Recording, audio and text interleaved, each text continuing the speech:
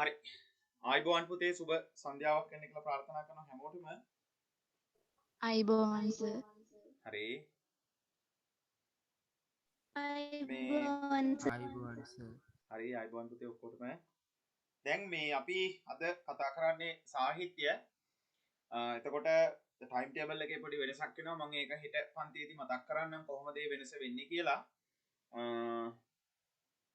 හරි.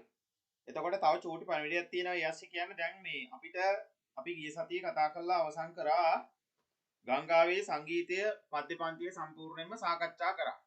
හරිද? එතකොට අපිට පුතේ අද තියෙන්නේ පද්‍ය පන්තියට අදාළව තියෙන විචාර ප්‍රශ්න වලට උත්තර ලියන විදිය සාකච්ඡා කරලා උත්තර ලියන්න තමයි තියෙන්නේ. එතකොට මේකෙදි පළවෙනි ප්‍රශ්නයේ සම්බන්ධයෙන් මෙම පද්‍ය නිර්මාණයෙන් කවියා ඉදිරිපත් කරන ජීවන දර්ශනය පැහැදිලි කරන්න කියන ප්‍රශ්නේ තියෙනවා. එතකොට මේ ප්‍රශ්නෙට මම උත්තරයක් පුතේ හදලා දාලා තියෙනවා වෙබ්සයිට් එකට. හරිද? එතකොට මම මේ නෝට් එක ඕගලන්ට දාලා තියන්නම්. ඒක ඕගොල්ලෝ එහෙම පොතේ ලියා ගන්න කිසි ප්‍රශ්නයක් නැහැ. හොඳද? නෑ ගිය සතියේ මොකුත් නෝට් එකක් දුන්නේ නැහැ පුතේ. ගිය සතියේ අපි නෝට් එකක් දුන්නේ නැහැ නේද ළමයි? අපි ගිය සතියේ පද්‍ය පන්ති විතරනේ කතා කරේ. එතකොට ගංගාවේ සංගීතයේ ජීවන දර්ශනය සම්බන්ධයෙන් මේ කතා කරන සම්පූර්ණ සටහන පුතේ මම දැන් ඔන්න PDF එක ඔයගොල්ලන්ගේ group එකට මම share කරා. එතකොට ඒක දාගන්න එතනට. දෙවෙනි ප්‍රශ්නෙට උත්තරේ විදිහට. මොකද ඒ හා සමානම උත්තරයක් තමයි ඉතින් මට දෙන්න වෙන්නේ. මොකද උත්තරේ හදලා තින්නේ මමමනේ. ඒ නිසා ඔය උද්දෘත ටිකත් එක්ක යන උත්තරයක් තමයි ඔයාලට අලුතෙන් හදලා දෙන්න වෙන්නේ. ඉතින් ඒ නිසා ඒක ඇත්තටම අපරාධ තේරුම් නැහැනේ. ඒ වෙලාව තුල අපිට තවත් උත්තරයකට තවත් ප්‍රශ්නයකට උත්තරයක් අපිට ලියා ගන්න පුළුවන්කම ලැබෙනවා. ඒ නිසා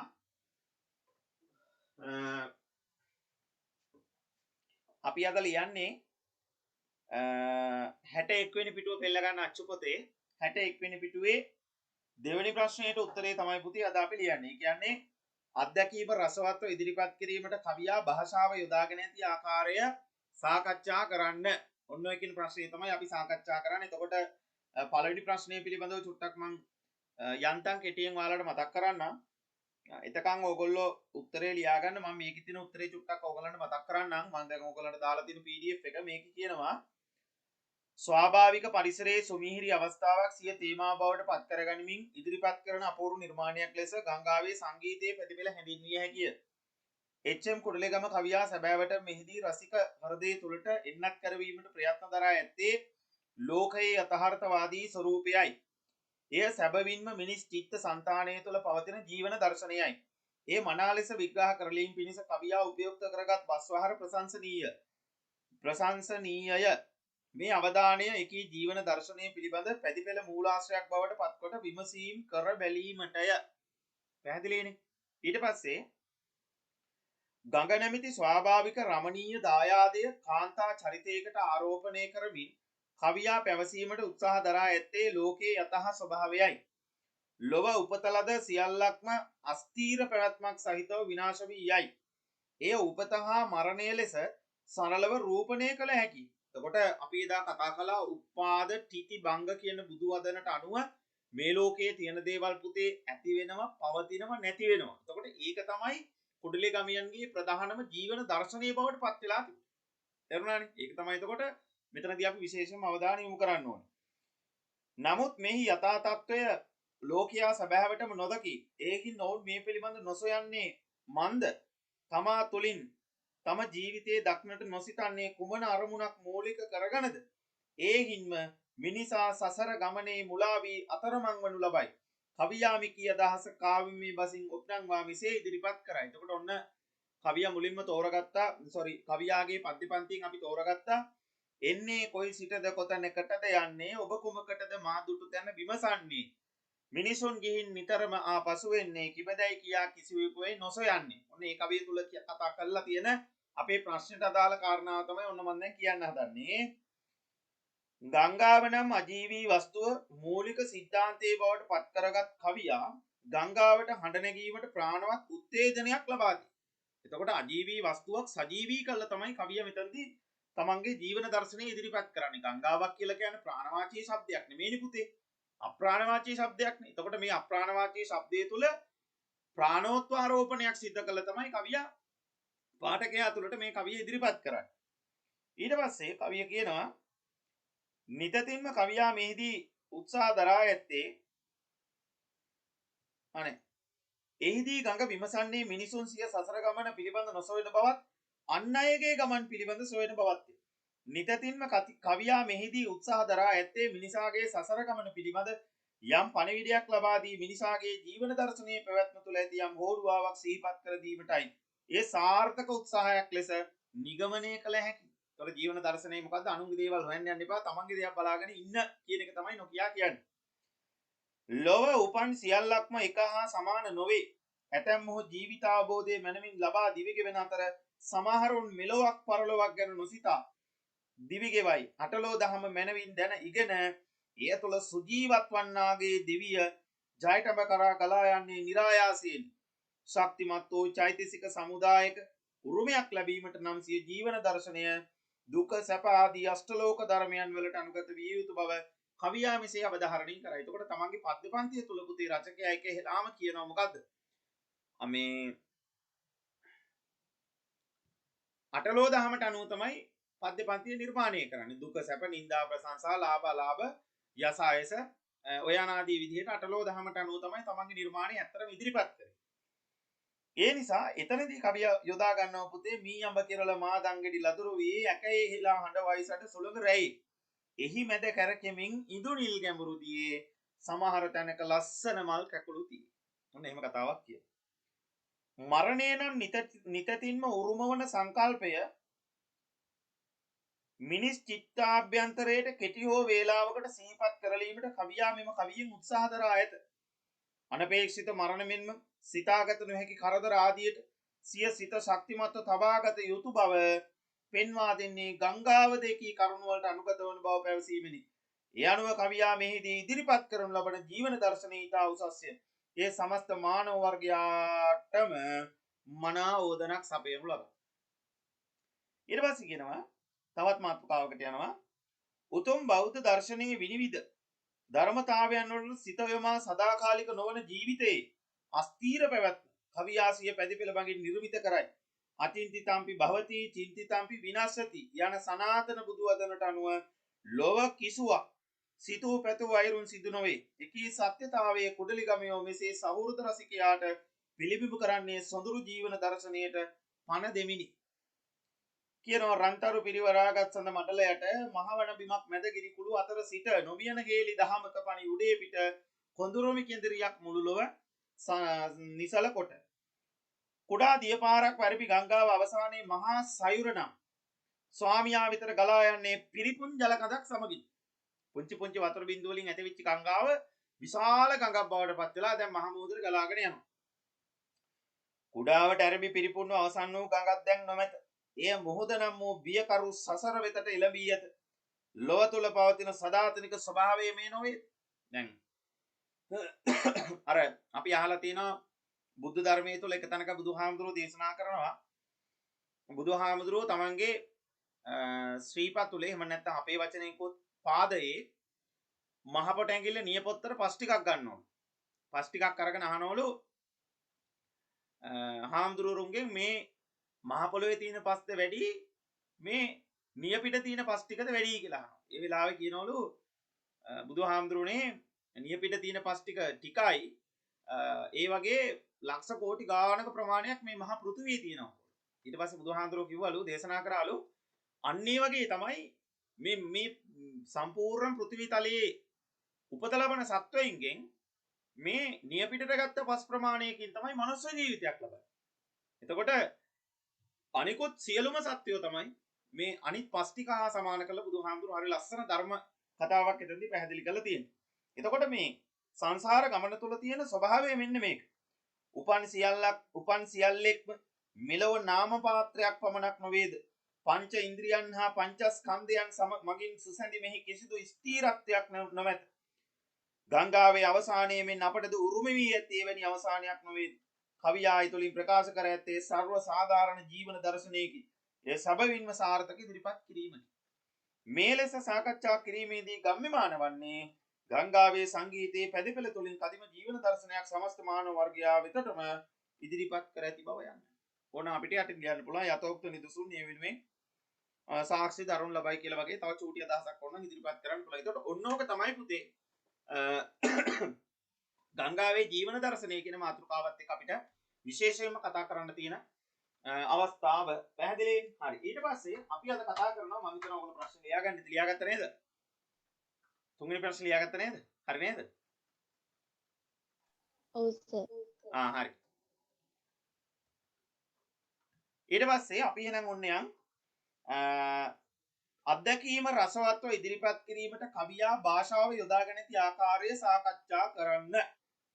අත්දැකීම රසවත්ව. අත්දැකීම කියන්නේ මොකක්ද?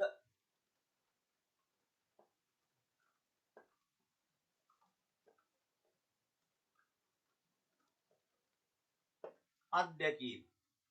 අත්දැකීම කියලා කියන්නේ පුතේ ආයි කියන්නේ තමන් විසින් අත්විඳින ලද දෙයක්.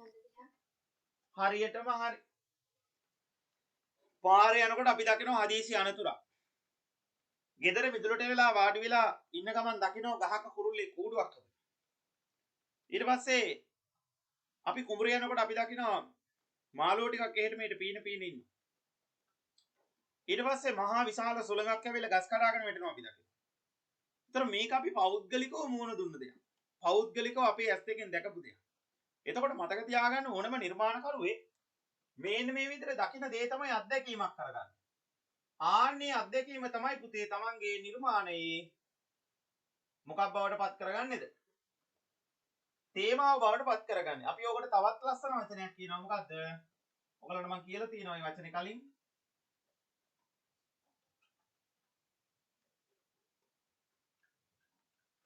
වස්තු විෂය. මොකද්ද? වස්තු විෂය. එතකොට අත්දැකීම තමයි තේමාව කියන්නේ. තේමාවට තමයි කියන්නේ කවියා වස්තු විෂය කරගත්ත දේ. දැන් ඇත්තටම මොකද්ද මේ කවියා වස්තු විෂය බවට පත් කරගත්තේ? සෝබාදාමේන සරල සුලභ අවස්ථාවක් තමයි කවිය මෙතන යොදාගන්නේ. හරිද? ගංගාවක ආරම්භය සහ ගංගාවේ අවසානයේදී මහා සාගරයට වැටෙන අවස්ථාව දක්වා කියන සිදුවීම් පෙළ තමයි පියවරෙන් පියවර කවියා තමන්ගේ තේමාව බවට පත් කරගත්තේ. එතකොට මේ තේමාව හරි ලස්සනට නැත්තම් මේ අත්දැකීම හරි ලස්සනට ඉදිරිපත් කරන්න කවියට සිද්ධ වුණා මොකක් කරන්නද? ලස්සන භාෂාවක් යොදා ගන්න. භාෂාවක් යොදා. එතකොට අපෙන් අහනවා කවියා මෙන්න මේ තමන්ගේ අත්දැකීම රසවත්ව ඉදිරිපත් කරන්න කොහොමද මේ භාෂාව යොදාගත්තේ? අපි ටුට්ටක් ලියන්න කලින් කතා කරලා ඉමුකෝ. ඔන්න දැන් අපිට මුලින්ම හම්බෙනවා කවියා සමහර තැන්වල ව්‍යාකරණානුකූලව තමන්ගේ නිර්මාණය ඉදිරිපත් කරනවා. ඒ කිව්වේ බලන්නකෝ අපි කියනවා මෙතනදී සංගවෙමි එබෙමි නිසසල වෙමි සසල වෙමි ඇඹරෙමි හෙත් පසු නොවසෙමි නොනවතිමි කවදා කොතනකදී හෝ මහ මුහුදු හිමි හමුණු කෙනී මා සතු බර ඔහුට දෙමි. කවිය අවසන් කරන්නේ මොන අක්ෂරයෙන්ද? කියන්න බලන්න. උත්තම පුරුෂ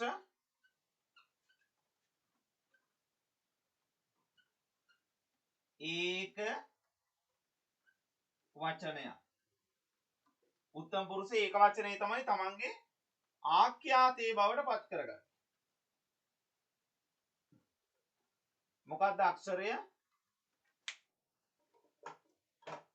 මොකක්ද අක්ෂරය?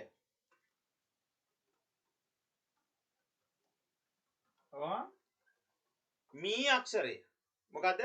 මී අක්ෂරය. එතකොට කවියා තමන්ගේ අත්දැකීම රසවත් භාෂාවක් යොදා තමන්ගේ සහෘදයාව වෙත ඉදිරිපත් කරන්න සමහර තැන්වලදී උත්තම පුරුෂ ඒක වචන ආඛ්‍යාතයේ යොදාගෙන තියෙනවා මී අක්ෂරය. දැන් බලන්න දෙවෙනි කවියේ සම්පූර්ණයෙන්ම තියෙන එකනේ. සංගවෙමි එබෙමි නිසසල වෙමි සසල වෙමි. අර එතකොට හැමතැනකම මොකද වෙලා තියෙන්නේ? මී අක්ෂරය යොදලා තියෙනවා. එතකොට අර ඒකාකාරී විදිහට ගලාගෙන යන නාද රටාව, ඒකාකාරී විදිහට ගලාගෙන යන ශබ්ද රසය, ඒකාකාරී විදිහට ගලාගෙන යන අර්ථ රසය පොඩ්ඩක් වෙනස් කරන්න කවියා දෙවෙනි කවියෙන් උත්සාහ දරලා තියෙනවා. හරිද? එතකොට ඒ නිසා පුතේ ඔන්න අපිට එක පොයින්ට් එකක් ගන්න පුළුවන්. මොකද්ද? එක තැනක් ගන්න පුළුවන් කවියා උත්තම පුරුෂ ඒකවචන ආඛ්‍යාතයේ තමන්ගේ පද්‍ය නිර්මාණ වෙනුවෙන් යොදාගත්ත නිසා තමන්ගේ අත්දැකීම රසවත් ලෙස යොදන්න භාෂාව භාවිත කරලා තියෙනවා කියලා. ඔන්න එක උදාහරණයක්. හරිනේ. ඊට පස්සේ අපිට තව තැනක එනවා තුන්වෙනි කවියට යන්නකෝ. තුන්වෙනි කවිය මොනවද සම්පූර්ණයෙන්ම අහන්න. දැන් හැමෝම කතා කරන්න ඕනේ මාත් එක්ක. එක්කෙනෙක් දෙන්නෙක් බෑ. තුන්වෙනි කවිය මොනවද අහන්න? තුන්වෙනි කවියෙන් කවිය මොකද්ද අහලා තියෙන්නේ සම්පූර්ණයෙන්? සසර ගමන. සසර ගමන ගැන තමයි අහන්නේ. කොහොමද මේක අහලා තියෙන්නේ? මොන ස්වභාවයෙන්ද අහලා තියෙන්නේ? වාචී ලෙස. හරියටම හරි. මොකද්ද? ප්‍රශ්නාර්ථ වාචී විදිහට තමයි කවිය මේක අහන්නේ. එතකොට බලන්නකෝ. එන්නේ කොයි සිටද කොතැනකටද යන්නේ? නෑ පුතේ ලිව්වේ නෑ මොකවා? ඔබ කුමකටද මා දුටු තැන විමසන්නේ? මිනිසුන් ගිහින් නිතරම ආපසු වෙන්නේ. කිමදයි කියා කිසිවෙකු ඇයි නොසොයන්නේ? අනේ ඇයි මේ ලැජ්ජ නැතුව අනුන්ගේ දේවල් හොයන්න යන්නේ? තමන්ගේ දෙයක් හොයාගෙන ඉන්නකෝ. අනුන්ගේ දේවල් මොකටද හොයන්නේ? ආන කවිය මේක එතකොට තමන්ගේ මේ අත්දැකීම නෙමෙයි. දැන් තමන් ගංගාව බවට පත් වෙනවා. ගංගාව නැමැති අජීවී වස්තුව තමන්ගේ ජීවිතයට ආරෝපණය කරගත්තා. ඒ ආරෝපණය කරගෙන තමන් ලබන අත්දැකීමක් විදිහට තමන්ගේ තේමාව ඉදිරිපත් කරනවා. ඒ තේමාව ඉදිරිපත් කරනකොට කවියා රසවත් භාෂාව හසුරුවා ගන්නවා. මොන වගේ භාෂාවක්ද හසුරුවා ගත්තේ? ප්‍රශ්නාර්ථ වාචී භාෂාවක් තමයි පුතේ කවියා මෙතනදී ඇත්තටම යොදාගත්තේ. ඒ නිසා බලන්න එන්නේ කොයි සිටද කොයි ඉඳලාද එන්නේ? කොතැනකටද යන්නේ? කොහෙටද යන්නේ? ඔබ කුමකටද මා දුටු තැන විමසන්නේ? ඇයි ඔයා මාව දැකපු තැන හොයන්න යන්නේ? ඊට පස්සේ කියනවා මේ මිනිස්සු නිතරම ගිහිල්ලා ආපසු වෙනවලු. ඇයි ඔයා ඒක ගැන හොයන්නේ නැත්තේ? සමස්ත පද කවිය පුරාම මොකද කරන්නේ? ප්‍රශ්නාර්ථ වාචී ස්වභාවයෙන් යුක්තව අදහසක් තමයි ඉදිරිපත් කරලා තියෙන්නේ. ඒ නිසා ඒක තුලින් අපිට පැහැදිලිවම පේන දේ තමයි මොකද්ද? අර ඒකාකාරී විදිහට ගලාගෙන යන ස්වභාවයෙන් මිදිලා රසිකයාගේ හදවත තුල තමන්ගේ නිර්මාණය හරි රසවත් නිර්මාණයක් බවට පත් කරන්න කවියා උත්සුක වෙලා තියෙනවා කියන එක. ඊළඟට අපි තවත් යනවා තවත් තැනකට. තවත් චෝටි අවස්ථා කීපයක් අපි ගන්නවා. එකක් තමයි අනුප්‍රාසාත්මක වදන් භාවිතා කරලා තියෙනවා. අනුප්‍රාසාත්මක වදන් අපිට එක තැනකදී හම්බ වෙනවා මේ දෙවෙනි කවියේ පළවෙනි පේලිය. මොනවද? සැඟවෙමි එබෙමි නිසසල වෙමි සසල වෙමි. ආන්න මොන අක්ෂරයෙන්ද අවසන් කරලා තියෙන්නේ? මී අක්ෂරයෙන්. එතකොට රචකයා උත්සාහ කරලා තියෙනවා එතන අනුප්‍රාසාත්මක රසයක් තමන්ගේ අධ්‍යක්ෂයෙන් විස්තර කරන්න යොදාගත්ත භාෂාවේදී තමන්ගේ පාඨකයාට ඉදිරිපත් කරන්න. ඒක එකක්. ඊට පස්සේ අනිත් එක තමයි මොකද්ද? කටවහරට හුරු වදන් භාවිතා කරලා තියෙන ඕනි තරම්. දැන් බලන්නකෝ. එන්නේ තුන්වෙනි කවියේ එන්නේ යන්නේ විමසන්නේ ඇයි නොසොයන්නේ? එතකොට ඔන්න වගේ දේවල් මොනවද? කටවහරට හුරු වචන. ඊට පස්සේ තව එකක් අපිට ගන්න පුළුවන්. එද්දෙන් කියලා කියනවා. අර මේ 2යි 4යි 6 6වෙනි කවියේ නොනැගෙද්දෙන් එද්දෙන් කටවහරට හුරු වචන වලට අපිට ගන්න පුළුවන් ඒ උදාහරණ. ඊට පස්සේ පුතේ ඔන්න ඔය කියන කරුණු කාරණා ටික අපිට තුන්වෙනි ප්‍රශ්නෙට අදාළ කරලා ලස්සන උත්තරයක් අපිට සකස ගන්න පුළුවන්. හරි. එහෙනම් අපි දැන් එහෙනම් ඔව් පස්වෙනි කවිය හැපි හැපි. වෙතින් ඔව්නේ. ගල් පරවලම හැපි හැපි බිහි කරමි මම හැපි හැපි හැපි හැපි. ඒ කියන්නේ මොකද්ද? ගල් පරවල හැපිලා මොකද කරන්නේ? පෙන පිටු බිහි කරනවලු. එතකොට පුතේ එතනක් තියෙනවා ලස්සන. thank you පුතේ වාට කිව්වට අනුප්‍රාස රසයක් තියෙනවා. හරි. එතකොට අපි දැන් කතා කරගෙන යද්දී ඕගලන්ටත් පොඩි අදහසක් තියෙන තැන්වලදී අනිවාර්යයෙන්ම මතක් කරන්න. එතකොට ඒක අනිත් අයටත් ප්‍රයෝජනවත් වෙනවා. right. අපි එහෙනම් යම් කතාව නවත්තලා වැඩේ පටන් ගන්න. 6 වෙනි කවිය යන්නේන.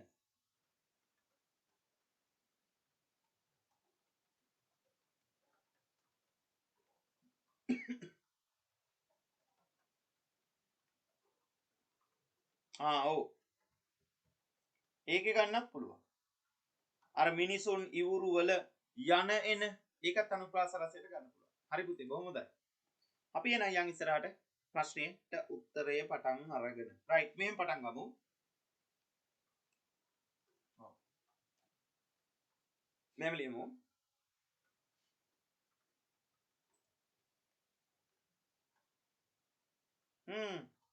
ඔව් හරියටම හරි. මොකද්ද? හිරිමල් සිනා. හිරිමල් සිනා.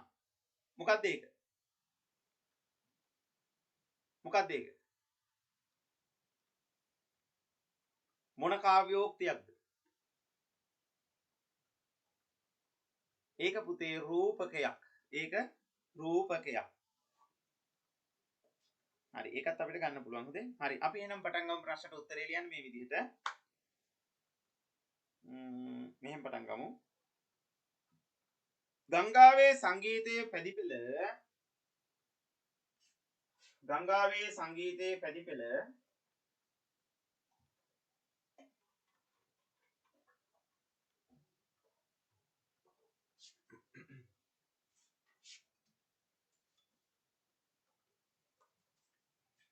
ගංගාවේ සංගීතයේ පැදිපෙළ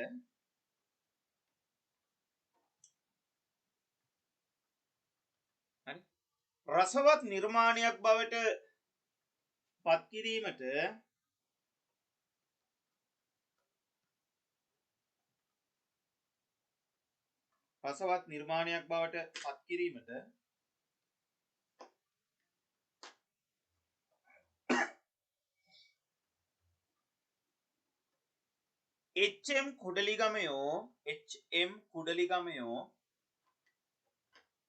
HM කුඩලිගමයෝ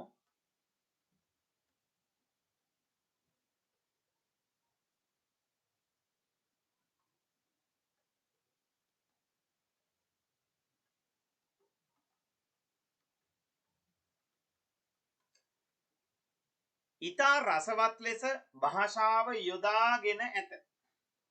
ඉතා රසවත් ලෙස භාෂාව යොදාගෙන ඇත. ඉතා රසවත් ලෙස භාෂාව යොදාගෙන ඇත. ඉතා රසවත් ලෙස භාෂාව යොදාගෙන ඇත.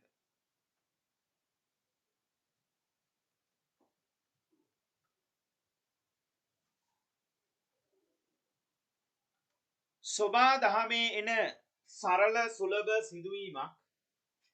සොබා දහමේ එන සරල සුලභ සිදුවීමක්.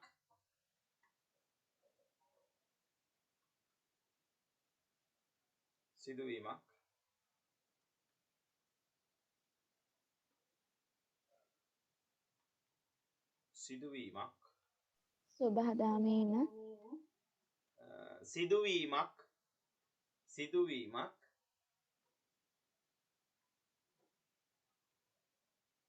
සිය අත්දැකීම බවට පත් කරගත්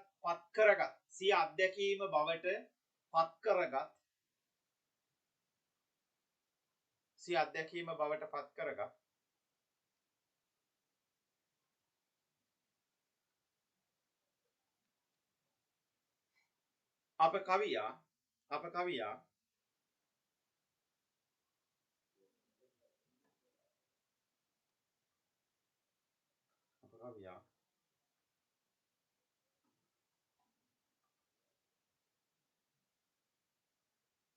පැදිපෙළ නිර්මාණය කරන්නේ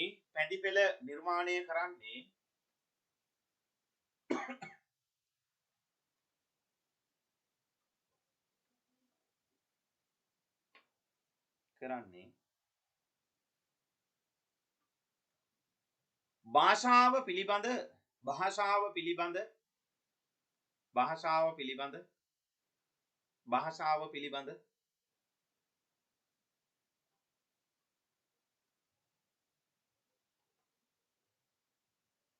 විශේෂ අවධානයක් යොමු කොටගෙනය. භාෂාව පිළිබඳ විශේෂ අවධානයක් යොමු කොටගෙනය.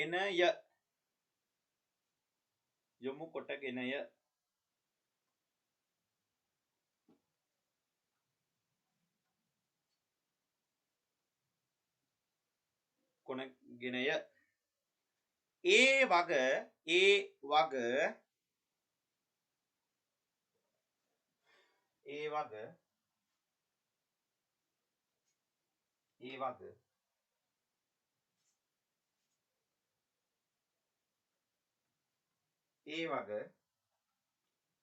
මෙසේ සනාථ කරගනිමු. සනාථ කියනට පුතේ තයන මහ ප්‍රාණ. ඒ වග මෙසේ සනාථ කරගනිමු.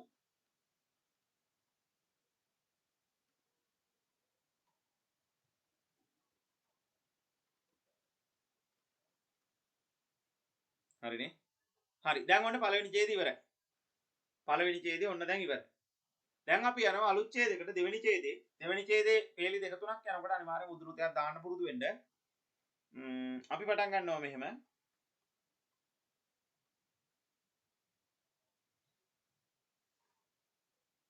තේමාව රසවත් කිරීම පිණිස තේමාව රසවත් කිරීම පිණිස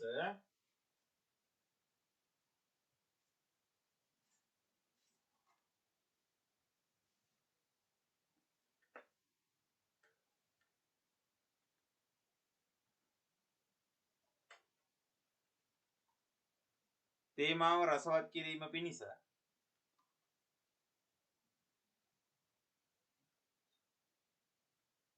හරි පිණිස වර්තමාන කාල උත්තම පුරුෂ වර්තමාන කාල උත්තම පුරුෂ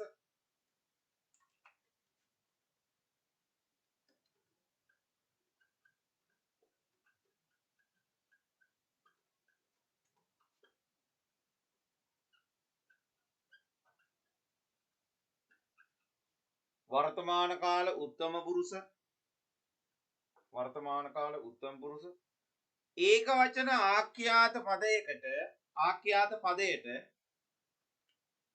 ඒක වචන ආඛ්‍යාත පදයට ආඛ්‍යාත පදයට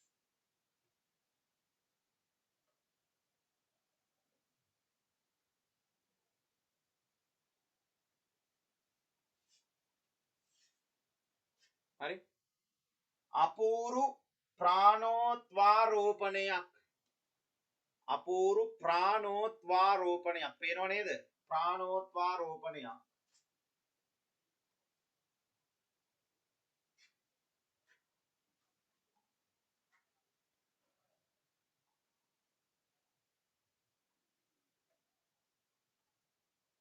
අපූරු ප්‍රාණෝත්වාරෝපණයක්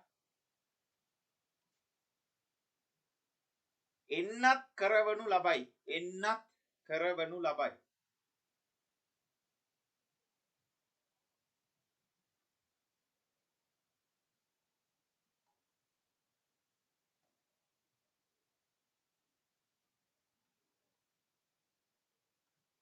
එන්නත් කරවනු ලබයි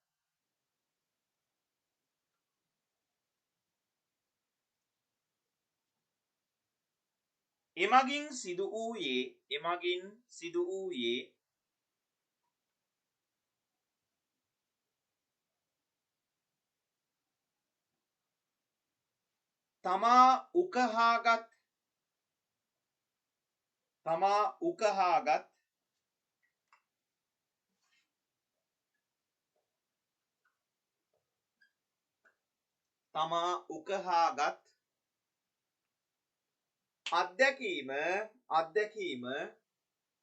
තමා උකහාගත් අත්දැකීම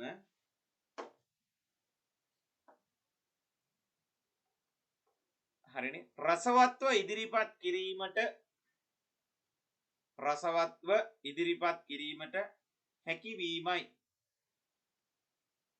රසවත්ව ඉදිරිපත් කිරීමට හැකිවීමයි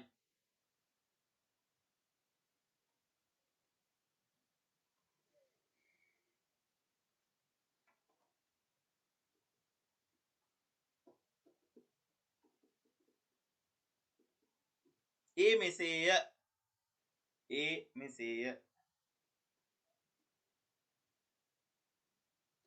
හරි දැන් ඔන්න එහෙනම් පෑන වෙනස් කරන්න රූලක් හැරලා උඩුකමා දාලා දෙවෙනි කවිය ලියන්න සැඟවෙමි එබෙමි නිසසල වෙමි සසල වෙමි කියන කවිය ලියන්න ඒක ලියලා අතක් දාන්න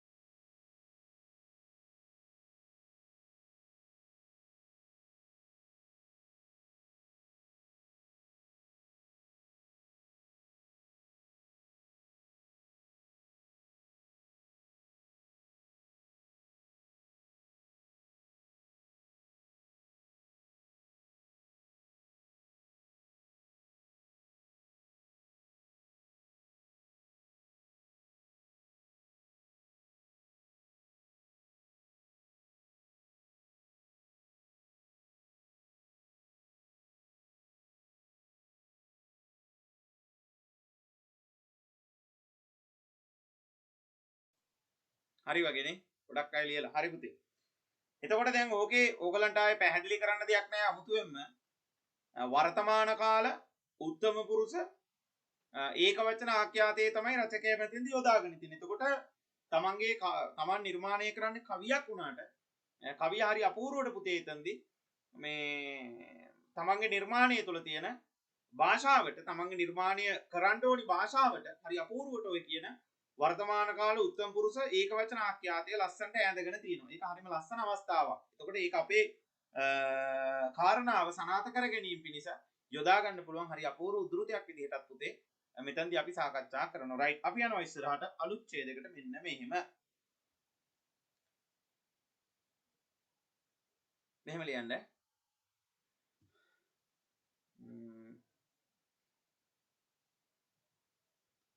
ගංගාවක ආරම්භයත් සමග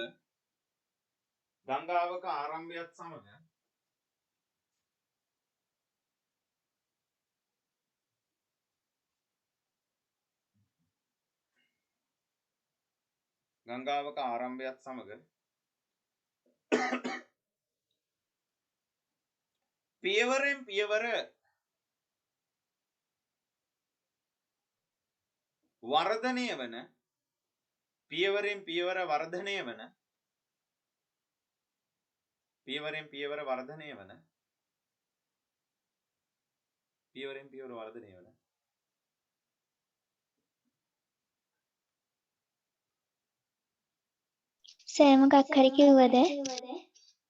ඔව් කොතනටද ගන්ද ලියාගත්තේ? සර් කවිය ලියලා කවිය විතරද ලිව්වේ? ඊට පස්සේ අපි කිව්වේ ඔව්. මොකද්ද? නවතයක චුට්ටක් කියන්න පුළුවන්ද? පුළුවන් සර්. ගංගාවක ආරම්භයත් සමග පියවරෙන් පියවර වර්ධනය වන ගංගාවක ආරම්භයත් සමග පියවරෙන් පියවර වර්ධනය වන හරි පුතේ thank you පියවරෙන් පියවර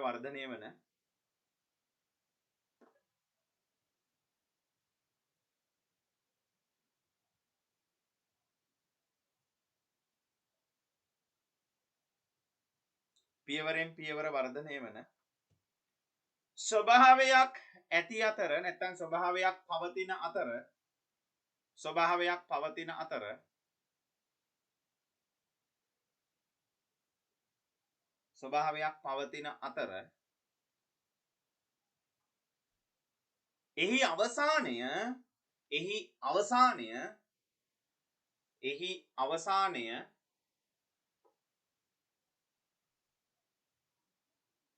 එහි අවසානය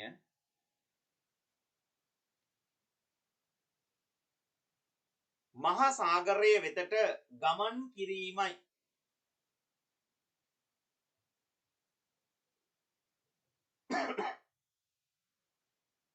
මහා සාගරය වෙතට ගමන් කිරීමයි.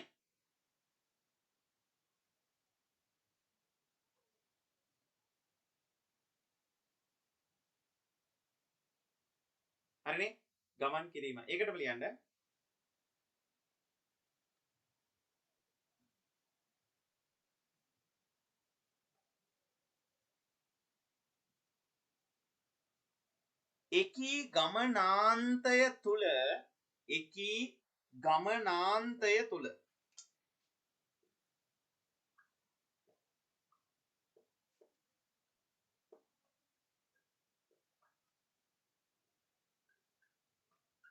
එකී ගමනාන්තය තුල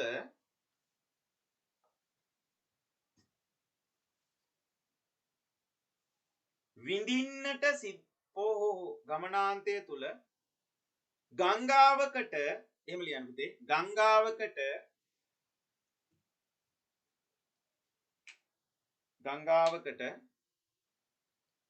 විඳින්නට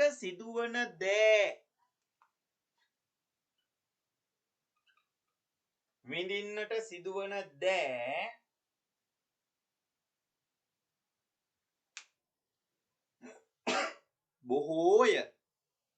බොහෝය සිදුවන දෑ බොහෝය.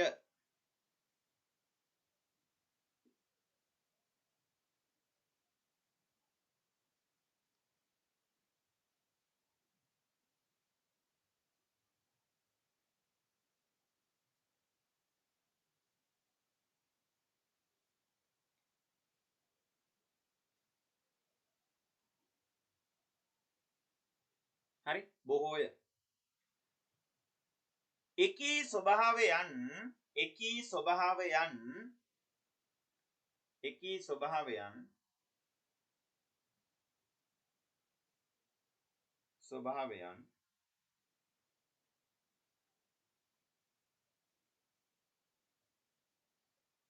ස්වභාවයන් සජීවී ලෙස කවියා නිරූපණය කරන්නේ එකී ස්වභාවයන් සජීවී ලෙස කවියා නිරූපණය කරන්නේ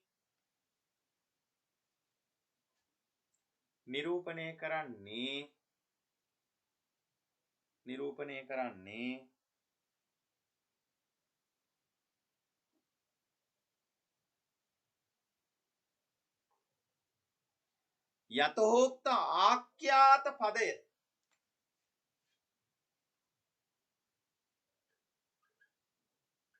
යතහෝක්ත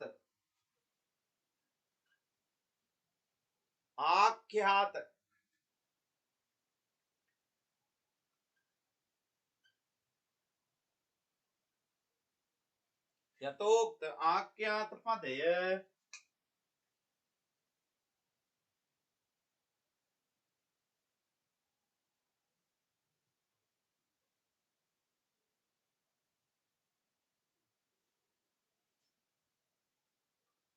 හරි යතහෝක්ත ආඛ්‍යාත පදය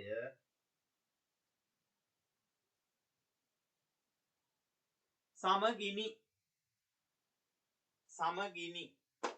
ඒතර ආයි අපි අර වර්තමාන කාල කියලා ලියන්න ඕනේ නැහැ. උඩම කියප එකක් ආයි කියන්න ඕනේ නැහනේ. ඒ වගේ තැන්වලදී අපිට යතහෝක්ත කියලා ගන්න පුළුවන්. හොඳේ. ආඛ්‍යාත පදයේ සමගිනි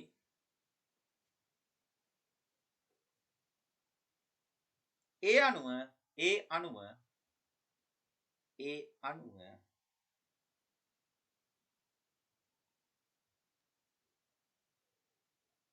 එමගින් ගම්මෙවන්නේ නැත්තම් මෙමගින්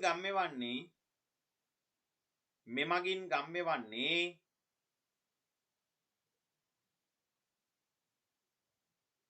හරි දැන් ඔන්න ප්‍රශ්නම කාරණාව උතන්ට ලියනවා. හරි අත්දැකීම රසවත්ව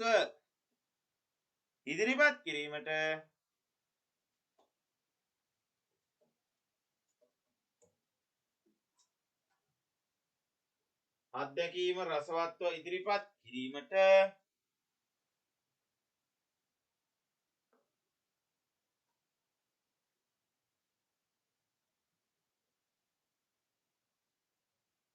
හරි කිරීමට කවියා අත්දැකීම රසවත්ව එමගින් ගම්මෙවන්නේ අත්දැකීම රසවත්ව ඉදිරිපත් කිරීමට කවියා භාෂාව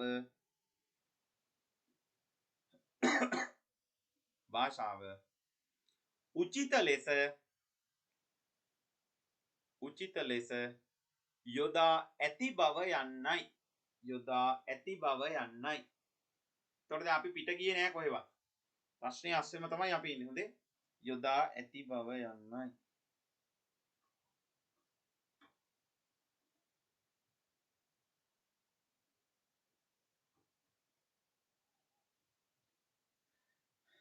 හරිනේ.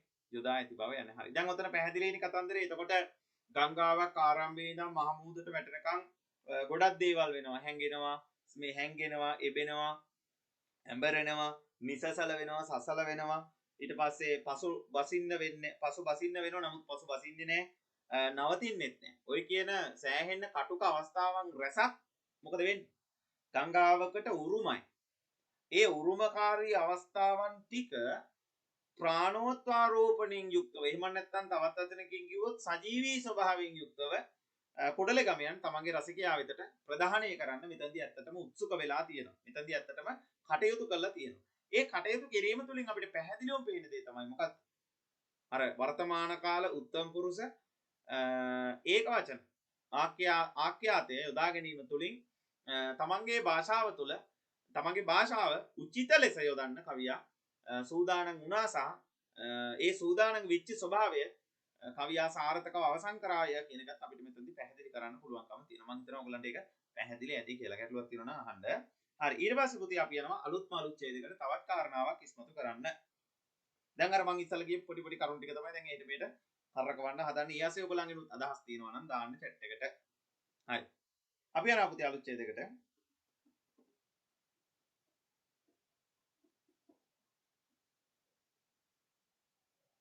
මෙහෙම ලියන්න. සිය රසිකයාගේ හදවතට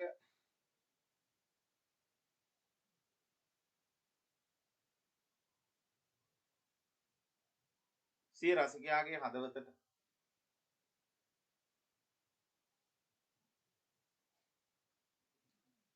දැනෙන ලෙස එහෙම ලියමු. සිය රසිකයාගේ හදවතට දැනෙන ලෙස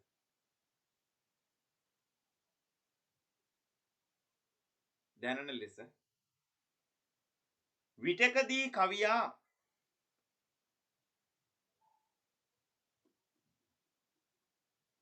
පවසන දෑ බොහෝය. පවසන දෑ බොහෝය.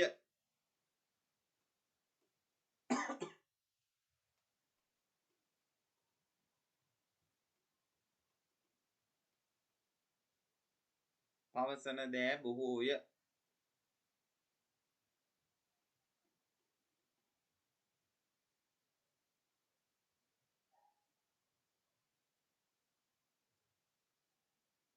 එය රසවත්ව කවියා ඉදිරිපත් කරන්නේ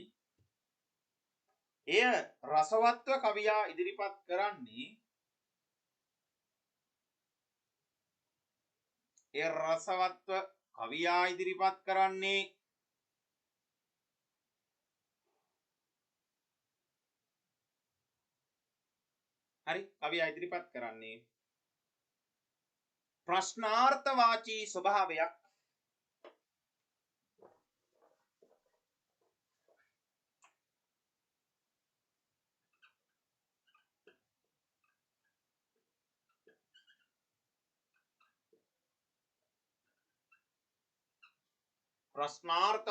ස්වභාවයක්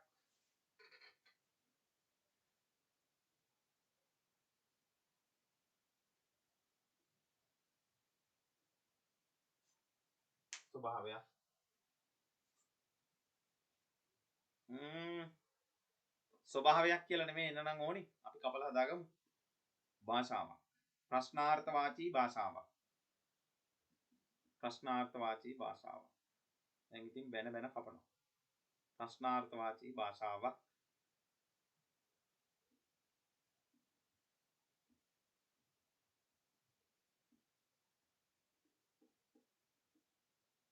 හරි. කවුද මේ පුතේ මට කවුරු හරි කෙනෙක්ගේ වාක්‍ය චුට්ටක් කියන්න. සම්පූර්ණ මේ වාක්‍ය විතරක්.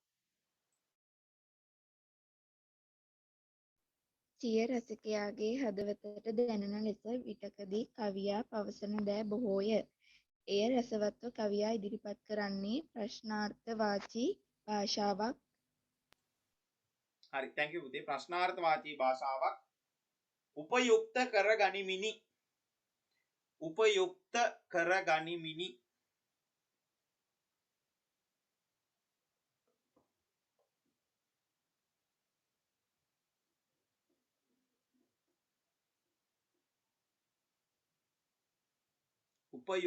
උපයුක්ත කර ගනිමිනි.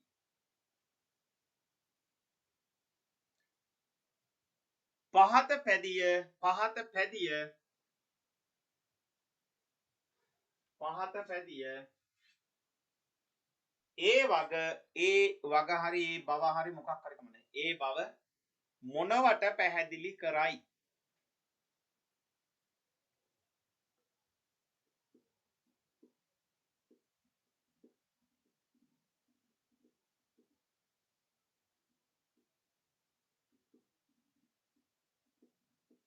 හරි පැහැදිලි කරයි. දැන් ඔයාලා දන්නවා කොයි කවියද ලියන්න ඕනි කියලා. කොයි එකද ලියන්න ඕනි? ඔකට එන්නේ උදුරු තේ විදිහට.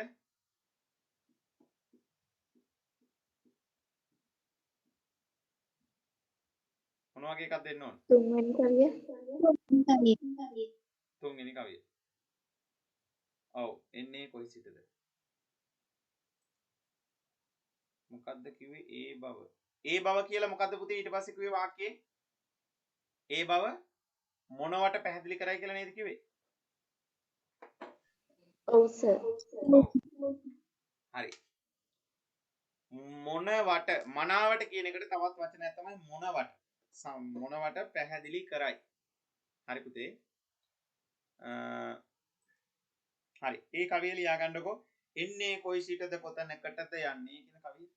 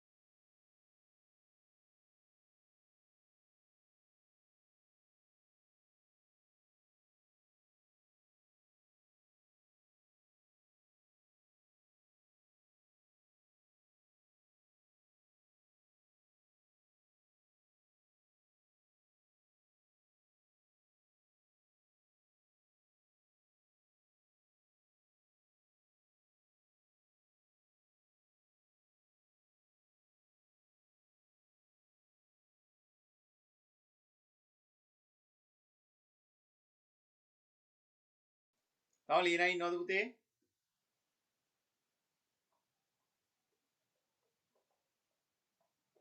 ඉන්නවද? හරිද? හරිනේ.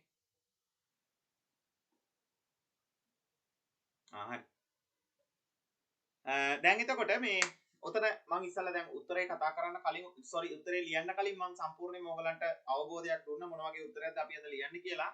එතකොට අපි කලින් කතා කළා සම්පූර්ණයෙන් ප්‍රශ්නාර්ථවාචී ස්වභාවයකින් කවිය තමන්ගේ භාෂාව හසුරවාගෙන පද්‍ය පන්තිය එහෙම නැත්නම් තමන්ගේ අත්දැකීම රසවත් නිර්මාණයක් බවට පත් කරගන්න උත්සාහ ගත්තා කියලා. එතකොට ඒකට අදාළ උදාහරණය තමයි අපි දැන් උතනදී ලිව්වේ. රයිට්. අපි එහෙනම් යනවා අලුත් ඡේදයකට. මොකද්ද මේ කතන්දරය කියලා කියන්නේ? මෙහෙම ලියමු.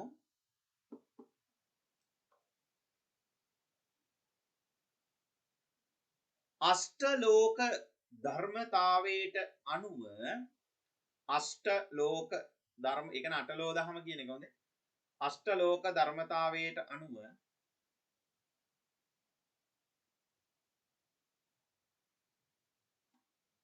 අෂ්ටලෝක ධර්මතාවයට අනුව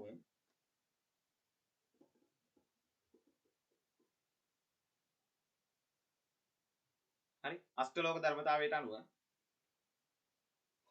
ලොව සියල්ලක්ම සිදුවන අතර නෑ ලොව සියල්ලක්ම සිදු උනද ලොව සියල්ලක්ම සිදු උනද ලොව සියල්ලක්ම සිදු උනද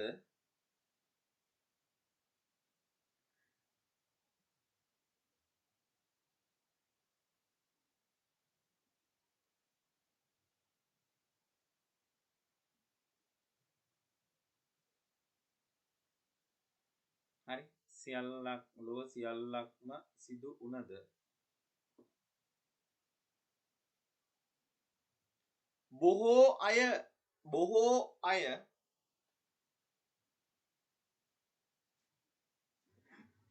බොහෝ අය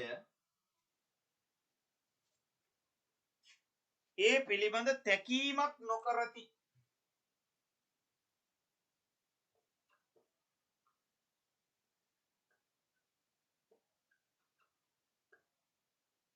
තැකීමක් ඒ කියන්නේ අවධානයක් වගේ අන්න ඒ වගේ අදහසක් එනවනේ වචනේ. තැකීමක් නොකරති.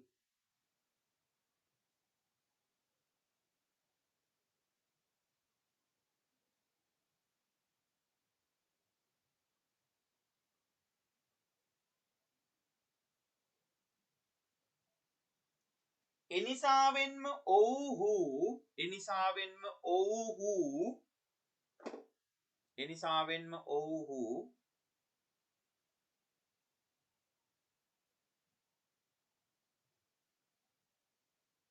හරි තමා ගැන සොයනවා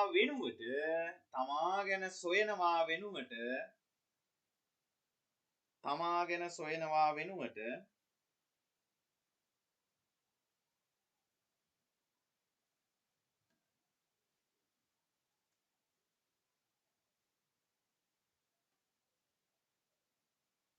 ගංගාවේ ව්‍යාප්තිය පිළිබඳ නැත්තම්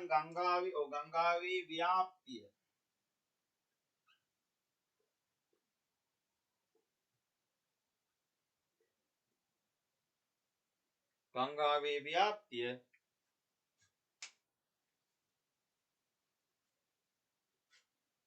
පිළිබඳ සොයා බලති.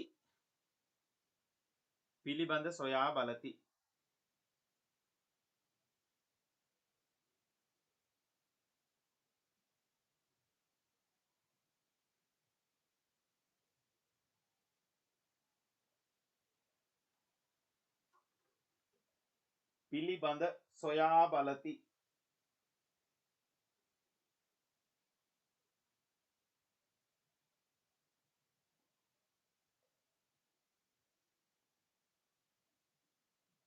හරි උපහාසය කැටි කරගත්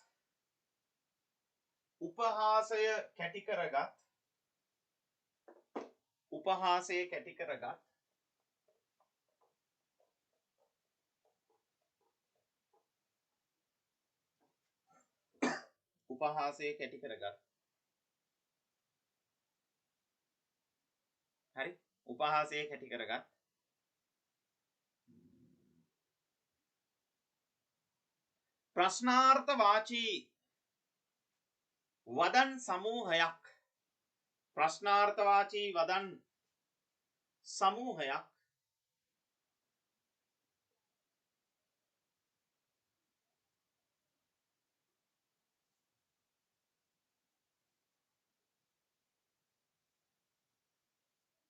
සමූහයක් කවියා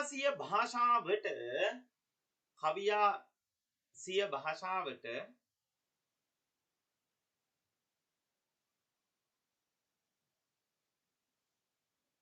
භාෂාවට එක්කාසු කර ඇත්තේ නැත්නම් එක්කාසු කරගෙන ඇත්තේ කියලා ලියන්නකො. එක්කාසු කරගෙන ඇත්තේ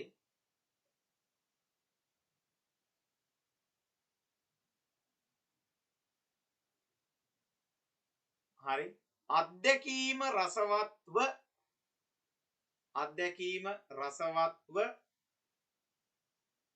ඉදිරිපත් කිරීමටයි. අත්දැකීම රසවත්ව ඉදිරිපත් කිරීමටයි.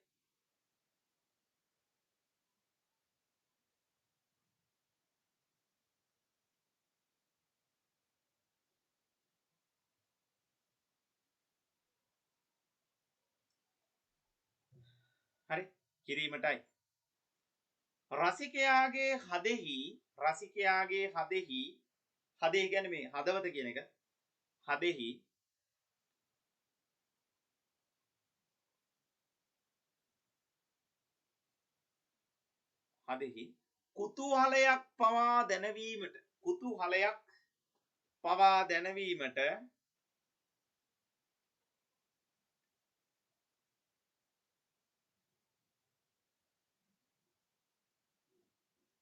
කුතුහලයක් පවා දැනවීමට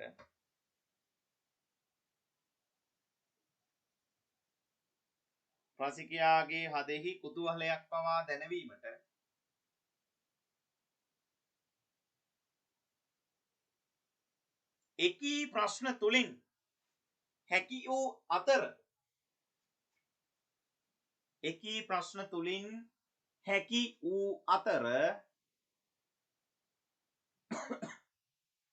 එකී ප්‍රශ්න තුලින් හැකි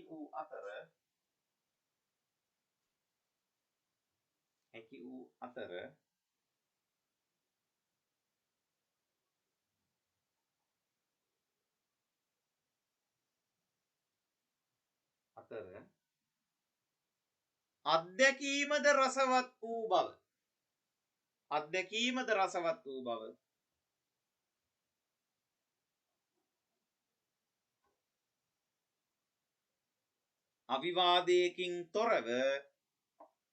අත්දැකීමද රසවත් වූ බව අවිවාදයකින් තොරව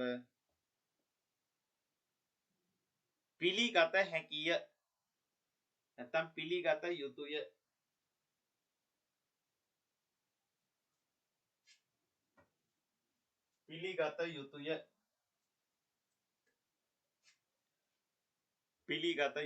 පැහැදිලිනේ පුතේ. එතකොට දැන් උතන අපි පොඩි තර්කයක් ඉදිරිපත් කරනවා. අෂ්ටලෝක ධර්මයට අනුව ලෝකයේ පැවැත්ම සිද්ධ වුණත් බොහෝ දෙනා ඒක ගණන් ගන්නේ නැහැ.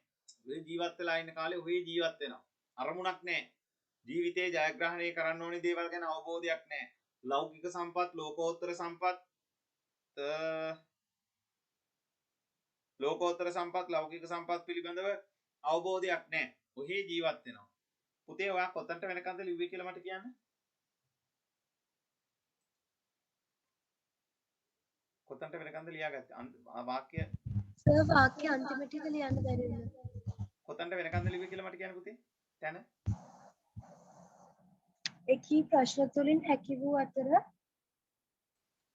එකී ප්‍රශ්න තුලින් හැකි වූ අතර ඔන්න පුතේ චූටක් උදව් කරන්න මට කවුරු හරි ඊටු ටික පොඩ්ඩක් කියන්න මේ චූට ලියාගන්න. අත්දැකීමද රසවත් වූ බව පැහැදිලි වුණේ අත්දැකීමද රසවත් වූ බව අවිවාදයකින් යුතුව පිළිගත යුතුය. අන්න හරි thank you. අත්දැකීමද රසවත්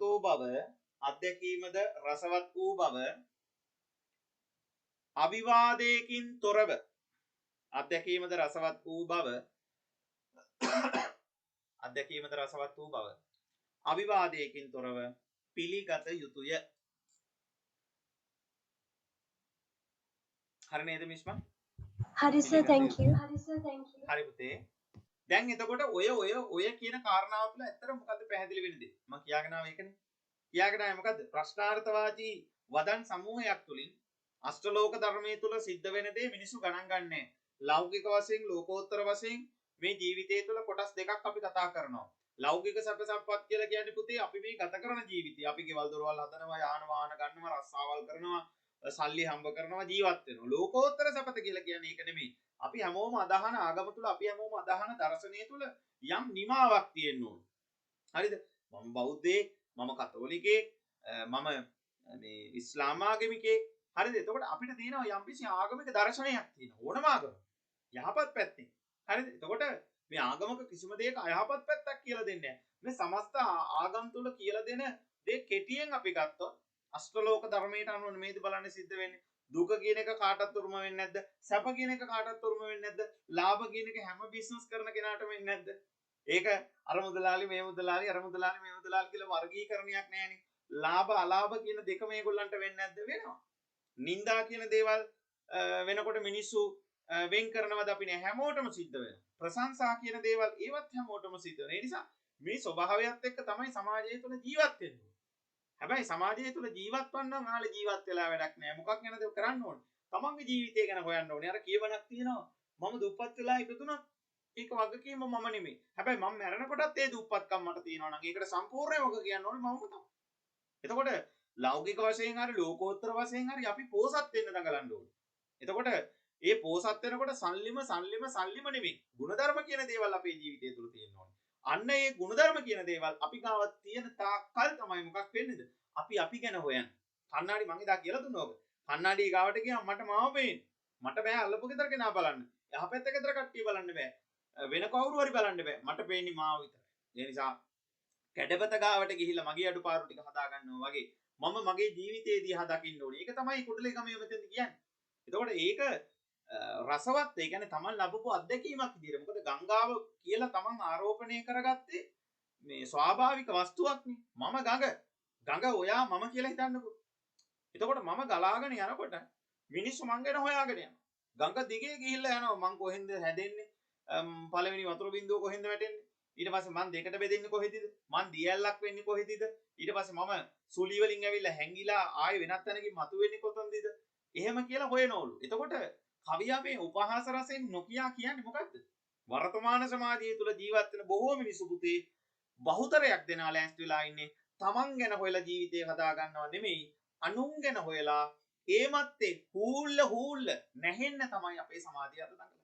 බලන්න ඒක නෙමෙයිද මේ කියන්නේ කියලා. එතකොට එන්නේ කොයි සිටද කොතනකටද යන්නේ? ඉන්නේ කොහින්ද කොතනකටද යන්නේ? වැඩක් නැහැ නේ හොයලා.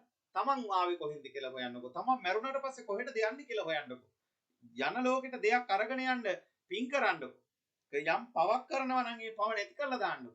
අන්න ඒක තමයි මේ කවිය නොකිය කියන්නේ. නිසා උපහාසාත්මක රසය කැටි කරලා ඒ වගේම තමයි ප්‍රශ්නාර්ථ වාර්තී ස්වභාවය කැටි කරලා අෂ්ටලෝක ධර්මයන් වලට අනුගත වෙලා ලෞකික ලෝකෝත්තර කියන ජීවිත දෙකම ලස්සන කරගන්න කවිය මේ තමන්ගේ අත්දැකීම හරීම රසවත් විදිහට ඉදිරිපත් කරන්න හරි අපූර්ව භාෂාවක් පුතේ මෙතනදී ඇත්තටම යොදාගෙන තියෙනවා. ඒක තමයි මේ කියන්නේ. රයිට්. අපි යනවා පුතේ අලුත් ඡේදයකට පුංචි කර්ම දෙක තුනක් තියෙනවා.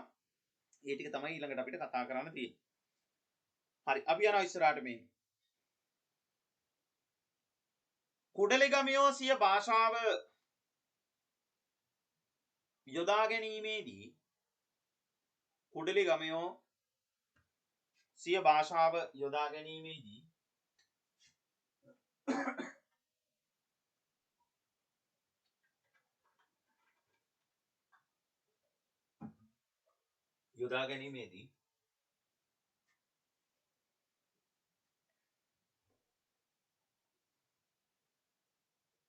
පැදිපෙළ තුල ජීවමාන ස්වභාවයක් පැදිපෙළ තුල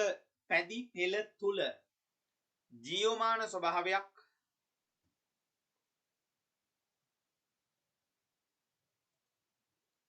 පැදිපෙළ තුල ජීවමාන ස්වභාවයක්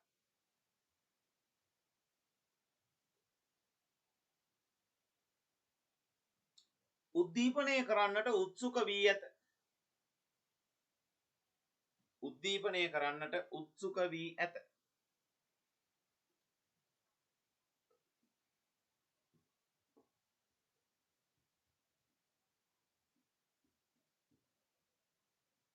හරි උද්දීපනය කරන්නට උත්සුක වී ඇත.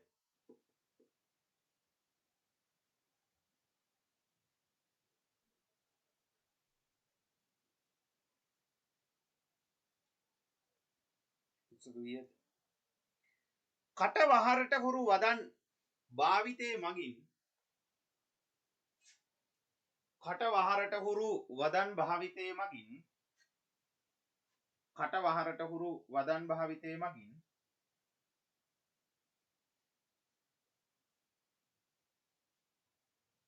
කටවහරට හුරු වදන් භාවිතයේ මගින්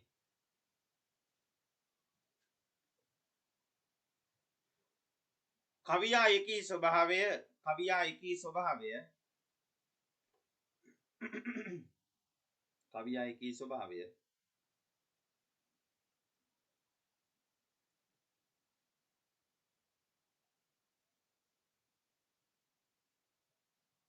මෙසේ පැදි පෙළ තුල මවයි. මෙසේ පැදි පෙළ තුල මවයි.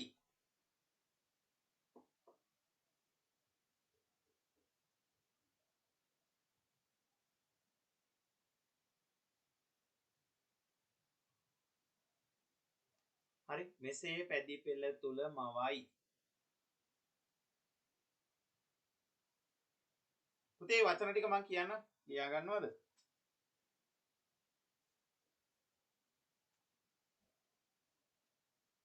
එතකොට හැම වචනයකටම උඩුකමා දාලා ලියන්නත් පුළුවන්. එහෙම නැත්නම් උඩුකමා දෙකක් දාලා උඩුකමාවක් දාලා කොමාත දාලා ලියාගෙන යන්න පුළුවන් ඉස්සරහට. පල්ලෙහාට වගේ ලියනවා නම් යම් කෙනෙක් අනිවාර්යෙන් හැම වචනයකටම උඩුකමා දාන්න ඕන. තේරුණානේ? ඒක තමයි ක්‍රමය. දැන් කටවහරට හුරු වචන බලන්න.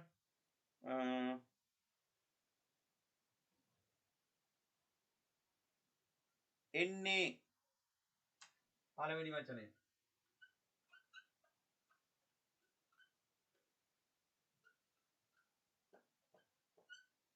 එන්නේ ඊට පස්සේ අපි ගත්තා යන්නේ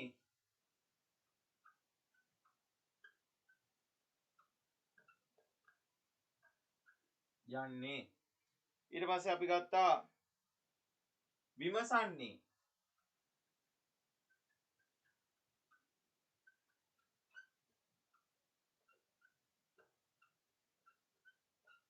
ඊට පස්සේ ඇයි ප්‍රශ්නාර්ථයක් තියෙනවා විතරනේ. ඕන්න ඊට පස්සේ එද්දෙන්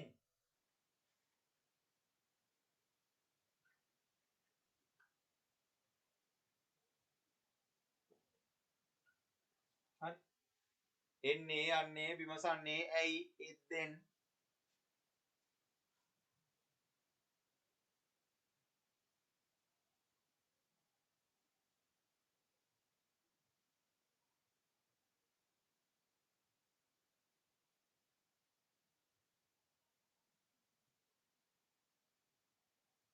ඔය ටික තමයි. හතරයි වචන පහක් තියෙනවා. ඔය පහ ලියාගන්න. එන්නේ යන්නේ විමසන්නේ ඇයි එද්දෙන්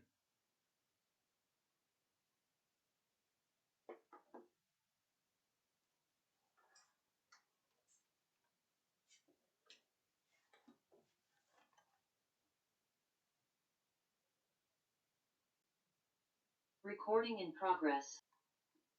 Recording in progress. හරි වචන ටික ලියාගත්ත නේද? එතකොට මේක ASCII අපි මේ එන්නේ යන්නේ විමසන්නේ ඇයි එද්දෙන් කියන වචනවල සම්පූර්ණයෙන්ම තියෙන පුතේ කටවහරට හුරු ස්වභාවයක්.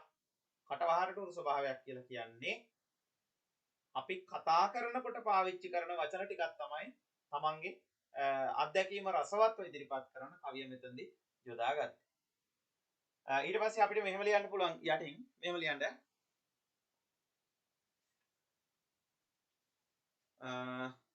සර් වෙනම ඡේදයක්ද? ඔව් අලුත් ඡේදයක් පුතේ. අලුත් ඡේදය. හොඳට මතක තියාගන්න උද්ෘතයක් දාලා ඉවරුණාට පස්සේ අනිවාර්යෙන් අපි අලුත් ඡේදයකින්ම ආරම්භ කරන්න ඕනේ උදේ. හරි. අපි ලියනවා මෙහෙම. උක්ත වදන් මගින් ගම්ම්‍ය වන්නේ උක්ත වදන් මගින් ගම්ම්‍ය වන්නේ උක්ත උයන්න හල්ක යන්න තයන්න උක්ත ඒ කියන්නේ උඩ කියලා කියන්නේ. උක්ත වදන් මගින් ගම්ම්‍ය වන්නේ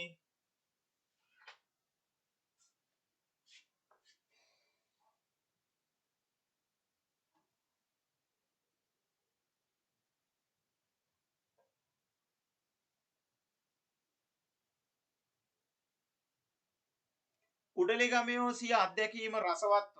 කුඩලිගමයෝ සිය අත්දැකීම රසවත්ව.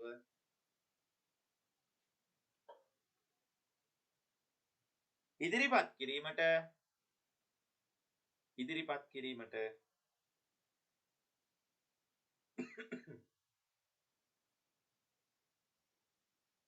කටවහරට හුරු වදන් භාවිතය. කටවහරට හුරු වදන්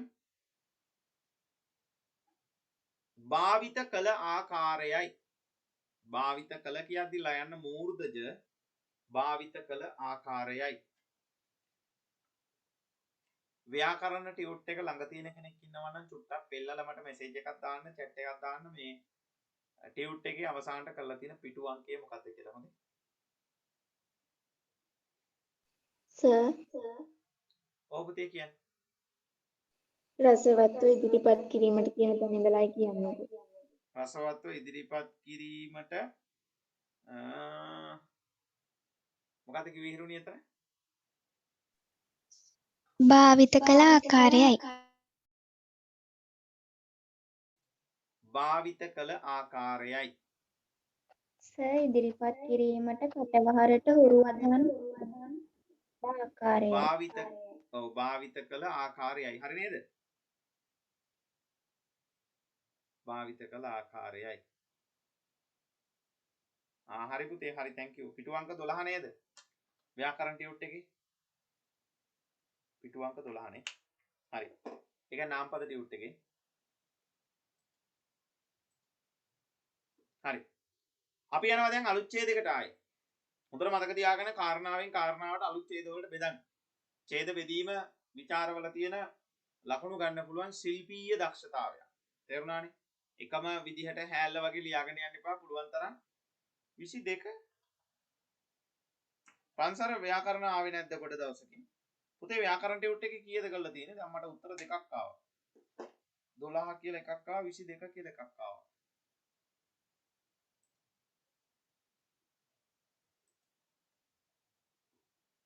ආයෙක අන්තිමට බලමු කියලා. ඒක ඉවරනකොට චුට්ටක් රෙඩි කරලා සූදානම් කරලා තියාගන්න. ඒක තමයි. හරි 22 නේ. ඔව් සර්. thank you. හරි thank you ඔක්කොටම. හරි. ඊට පස්සේ අපි යනවා අලුත් ඡේදයකට. අලුත් ඡේදෙදි මෙහෙම ලියනවා. දැන් අපි හදන්නේ අර අනුප්‍රාසාත්මක වදන් භාවිතය කියන කාරණාවට අදාළව උදාහරණ දෙක තුනක් ලියන්න. දැන් සමහර විට මෙන්න මෙහෙම චූටි chance එකක් තියෙනවා ඔයගොල්ලන්ට. දැන් බලන්න මේ එකම කවියෙන්නේ මේ දැන් මේ හැමදේම ගන්න. සෝරි කවි දෙක තුනකින් මේ හැමදේම ගන්න. ඊට පස්සේ අනිත් එක තමයි දැන් මේ අපි ලියන්නේ ලකුණු 10 විචාර ප්‍රශ්නයක්. එතකොට මේකෙදී ඔයා කවි දෙකක් දාලා තියෙනවා. එතකොට ඊට පස්සේ ඔයා දාන හැම උද්ෘතයක්ම කවි නෙමෙයි දාන්නේ. තේරුණානේ? මාතෘක ප්‍රශ්නෙට අදාළව කරුණු තමයි උද්ෘත විදිහට ගන්න. එතකොට ඒවා කවියක්ම ලියන්න ඕනී කියලා නේ. කවියක්ම ලියන්න ඕනී කියලා නේ. දැන් පළවෙනියුත් දැන් ඇත්තටම ඉතින් දීලා තියෙන ප්‍රශ්නෙට අදාළව උද්ෘතයක් වෙන්නත් එපා. දැන් බස් වහර කියන එකට ගත්තට පස්සේ පළවෙනි එකේදී දැන් ඇත්තටම මේ අපි දෙවෙනි එකෙන් ගත්තේ මේ වර්තමාන කාල උත්තම පුරුෂ ඒකවචනාක්‍යා තියෙන්නේ. හරිද? එතකොට ඒකට ඒ කවිය එහෙම දාන්න පුළුවන්. ඊට පස්සේ තුන්වෙනි කවිය අපි ගත්ත ප්‍රශ්නාර්ථ වාචී ස්වභාවයෙන් මේ ඉදිරිපත් කළා තියෙනවා කියලා. තවත් ගන්න පුළුවන් පොයින්ට් එකක් තියෙනවා. ඒකත් ඔයාලා ලියාගත්තට කමක් නැහැ පැත්තක්. මොකද්ද? පරිසරයට උචිත වදන් භාවිතය. කියන්නේ පරිසරයේ මෙහෙම ගන්න පුළුවන් ඒක. මම ඔක දීලා තිනවා කලින් ওই බැද්දේ ගමේදී එහෙම. මොකද්ද ඒකට කියන්නේ මේ පරිසරයේ සමග මුසු වූ වදන් මාලාවක් එකතු කර ගැනීම. දැන් ඔය කඳු බෑවුමක දන් බෝ විටි පඳුරු තල. බලන්න කවියේ පේලියම ලියලා තියෙන පරිසරයේ. ඒවක් ගන්න පුළුවන්. ඊට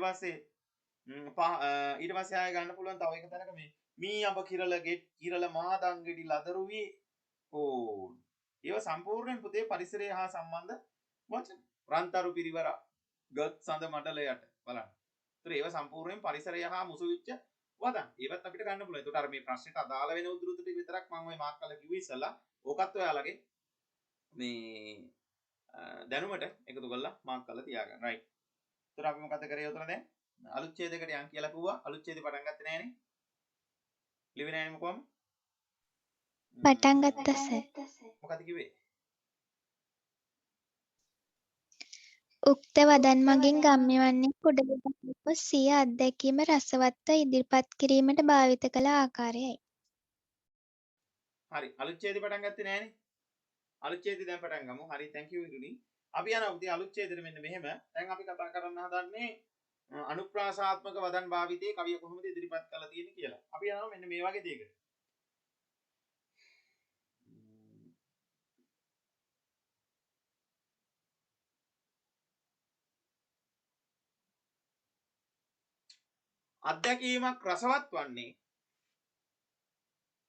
අත්දැකීමක් රසවත් වන්නේ අලුත් ඡේදයක්. අත්දැකීමක් හල්කා යන්න රසවත් වන්නේ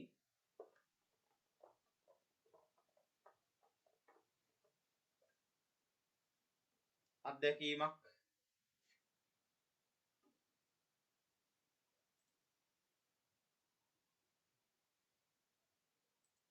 ඔව් ඔන්න හොඳ ප්‍රශ්නයක් ඇහුවා. මම ওই කීපක පොඩ්ඩක් මතක් කරන් පස්සේ දැන් ඔයා අහන්නේ උඩ පේලි දෙකක් ලිව්ව නිසා ඒක ඡේදයක් විදියට අයින් කරලා අලුත් ඡේදකින් පටන් ගන්න ඇයි කියන ප්‍රශ්නේ ඔයා මගෙන් අහන්නේ. එහෙම නේද අහන්නේ? ඔව් සර්. ඔව්. එතකොට හොඳට මතක තියාගන්න එළවලු කඩේකට ගියාට පස්සේ හරිද? එළවලු කඩේකට ගියාට පස්සේ මෙහෙම පෙට්ටි ගහලානේ තියෙන්නේ ඔහොම. හරිද? පෙට්ටි ගහලානේ තියෙන්නේ. මේකේ මොනවද? මේකේ වම්බුරු තියෙනවා. හරිද? මේකේ වට්ටක්ක තියෙනවා. හරිද? ඊට පස්සේ මේකේ පතෝල තියෙනවා. හරිද? මේකේ මොනවා හරි පලා වර්ගයක් තියෙනවා. ඊට පස්සේ මේකේ සමහරලාට මඤ්ඤෝ කලයක් තියෙන්න පුළුවන්. මේකේ සමහරලාට බතල තියෙන්න පුළුවන්. හරිද? එතකොට මේ එළවලු හැම එකම කොහොමද හදලා තියෙන්නේ? එකක් තිබුණත් මොකද කරන්නේ? ඒක වෙන වශයෙන් තමයි තියෙන්නේ. ඇයි? හඳුනා ගැනීමේ පහසුව සඳහා. ඇයි? මේක වට්ටක්කයකට දැම්මොත් මොකද වෙන්නේ? බතල් මේ ඉතුරු වෙච්ච මඤ්ඤෝ කලේවත් විකුණ ගන්න බැරි වෙනවා. දැන් තේරුණාද? ඒ නිසා හොඳට මතක තියාගන්න කාරණාවෙන් කාරණාවට අපි යනකොට අනිවාර්යෙන් ඡේද වෙන් කරන්න. එක ඡේදයක් අස්සේ කාරණා දෙකක් රිංගවන්න එපා. හරියට එක බක්කියක් අස්සේ ලෝලු දෙකක් දාලා කියනවා. වගේ. පැහැදිලිද? හරි සර්. හරි. දැන් මට කියන්න අර වාක්‍ය. අන්තිම වාක්‍ය. උතර ලියුවේ මොකද්ද?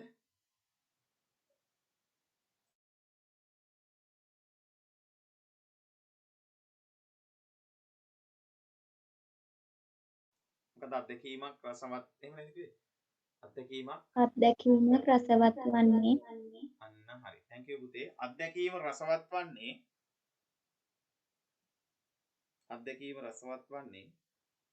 කවියා එය විඳි ආකාරය අනුවයි.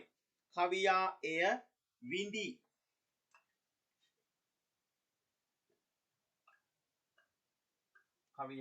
විඳි ආකාරය අනුවයි.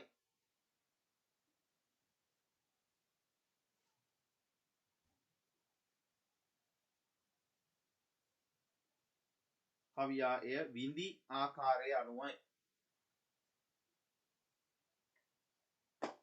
එහි ප්‍රතිඵලය වන්නේ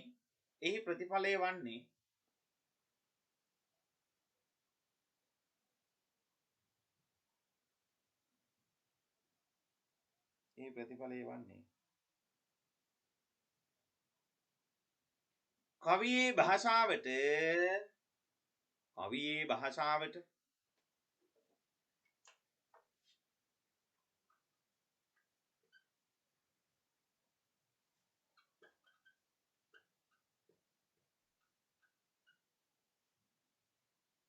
රසවත්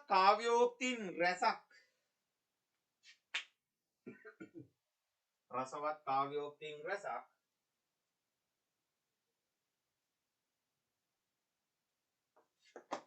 මුසු වීමයි.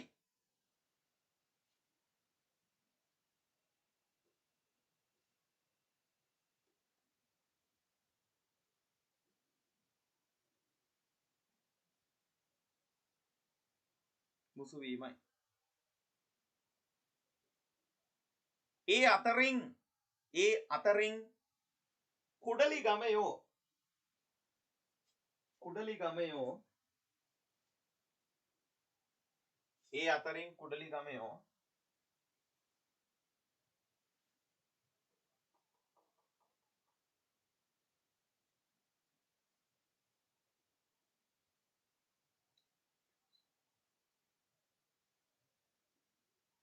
අනුප්‍රාසාත්මක බස අනුප්‍රාසාත්මක බස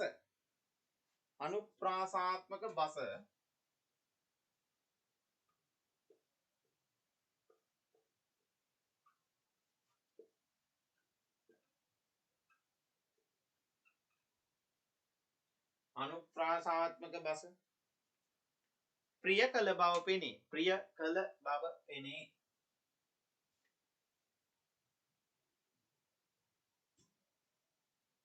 පෙනේ නොපෙනේ නම් මොකද වෙන්නේ?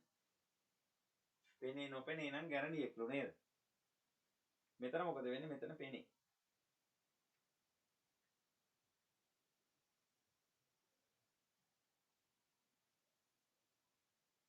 හරිනේ? බව පෙනේ. ඒ බව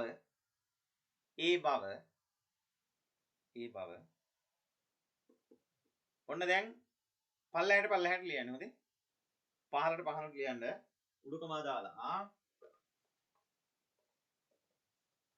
ඒ බව කියන තැන භවයේ වයන්නට කොමාවක් දාන්න. ඒ බව කියලා කොමාවක් දාන්න එතන.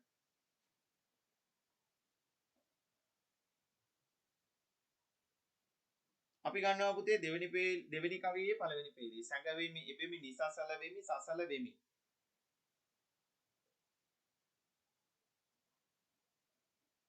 හරි? ඒක ලියාගන්න ඉස්සල්ලාම පළවෙනි එක. සැඟවෙමි එබෙමි නිසසල වෙමි සසල වෙමි.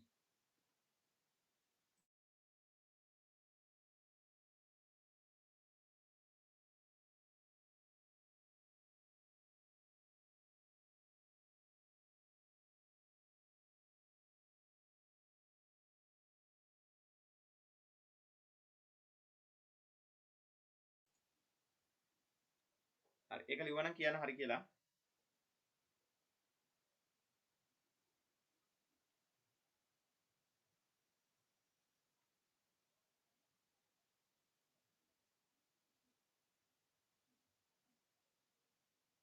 හරි.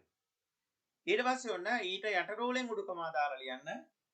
දැන් ඔන්න ඔයාලත් මට හොයලා දුන්නානේ ඉස්සෙල්ලා වචන ටිකක්. දෙවෙනි කවියේ එච්චරයි. තුන්වෙනි කවියෙත්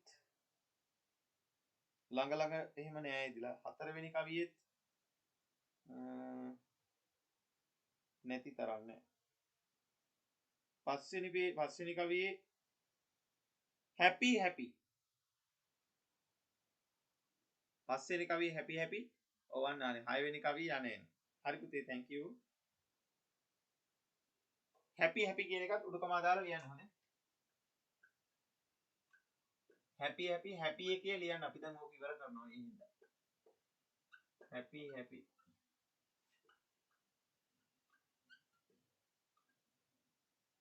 ඉතින් කැලක් ගහලා නැහැ නේද? හයවෙනි කවිය. නෑ. තව එකක් තිබ්බ නේද? නැද්ද?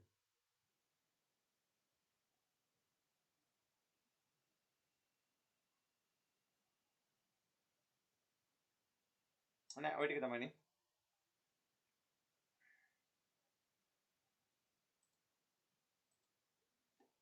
ඔව් happy යන එන.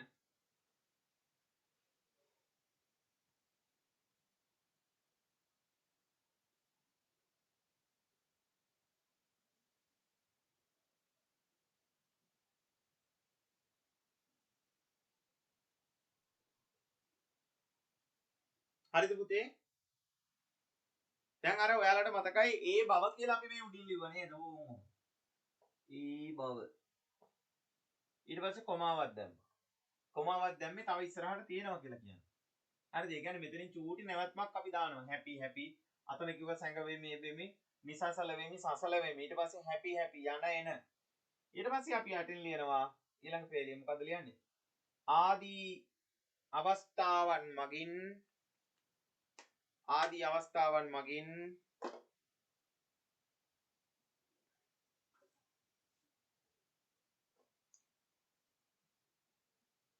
ඒ බව ගම්ම්‍ය වන අතර නැත්නම් ඒ බව විද්‍යමාන වන අතර අපි ගම්ම්‍ය කියලා උඩද ලිව්වනේ. ඒ බව විද්‍යමාන වන අතර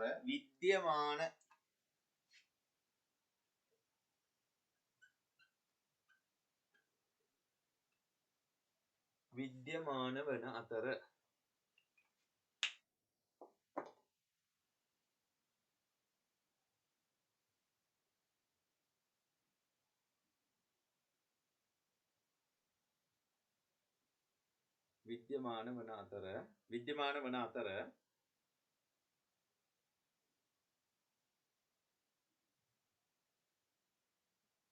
පාඩ පෑන අතර ගන්න උඩුකමාවක් දාලා ලියන්න හිරිමල් සිනා අපි යත් ඕක අස්සට දාමු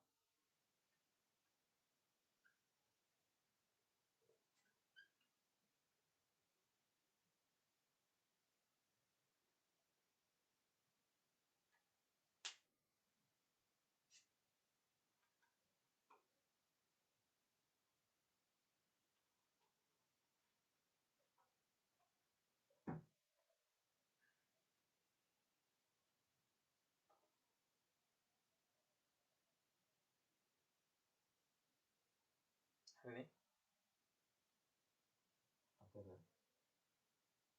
පුතේ මේ හිරිමල් සිනා කියන එකට කලින් කියපු වචන දෙක පොඩ්ඩක් කියන්න මට කවුරු හරි එක්කනේ හිරිමල් සිනා කියන එකට කලින් විද්‍යමාන වන අතර විද්‍යමාන වන අතර හරි thank you හිරිමල් සිනා ඔන්න දැන් අනිත් පෑන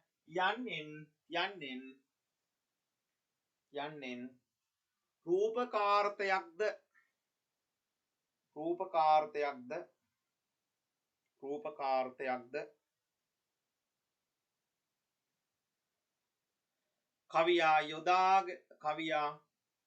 කවියා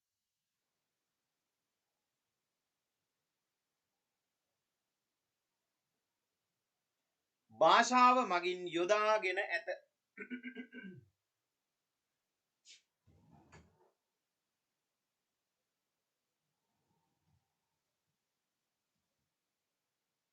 භාෂාව මගින් යොදාගෙන ඇත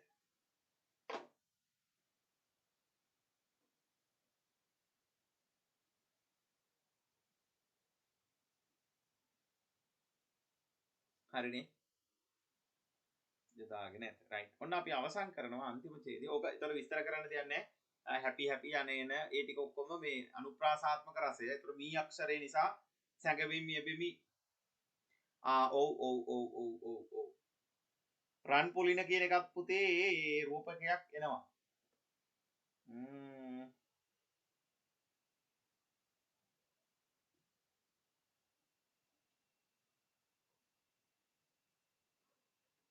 ඒක මට මතක නැති වුණා රන් පුලින තලා ඒක පොඩි මාක් එකක් දාලා තියාගන්නවද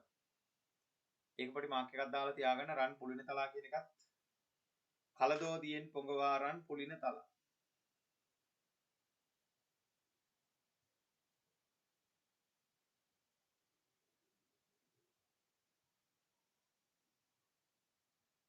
එතන රූපකාර්තයක් එන්නේ නෑ නේද රන්තරු පිරිවරාගත් සඳ මඩල යට ඒක ස්වභාවයක්නේ නිසා ඒ කියන්නේ ස්වභාවෝක්තියක්නේ පුතේ එතන තියෙන්නේ රන්තරු පිරිවරාගත් සඳ මඩල යට එතකොට චන්ද්‍ර මණ්ඩලය සහ රන්තරු කියන එක කොහොමත් ස්වභාවයක්නේ දැන් මෙතන අතන තියෙන විශේෂත්වය මොකද්ද මේ හිරිමල් සිනා දැන් ඒ කියන්නේ තවත් දෙයකට රූපකයක් කියලා කියන්නේ මොකද්ද දැන් පෙන පිපෙනේව හරියට පොඩි තරුණ හිනාවක් වගේ තරුණ හිනාවක්මයි වගේ නෙමෙයි මයි එතකොට අතර මොකද්ද කියන්නේ කලදෝදියෙන් පොඟවාරන් පුලින තලා එතකොට රන් පුලින තලා වැලි තලානේ එතකොට රත්තරන් වැලි තලා වගේ වැලි තලා රත්තරන් වැලි තලාමයි කියන නිසා එතන රූපකාර්තයක් එනවා එතකොට අරකේ අර ඒ ගැටලුව එනව නේද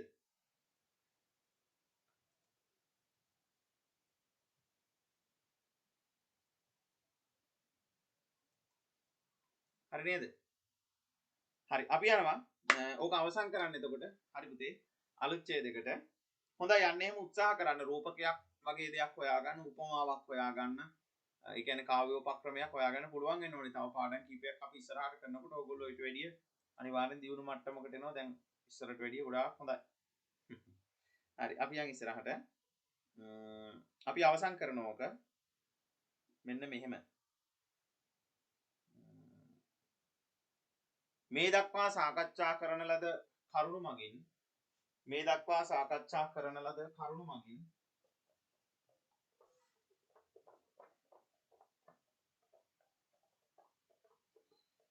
මේ දක්වා සාකච්ඡා කරන කරුණු මගින්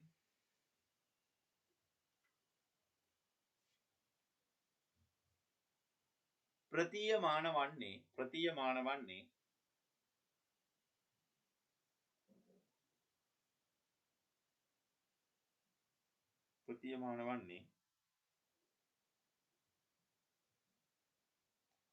සිය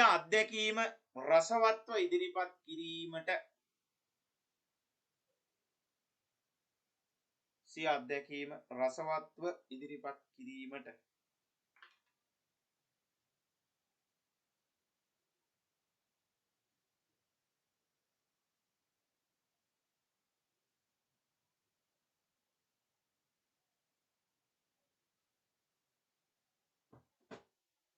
හරි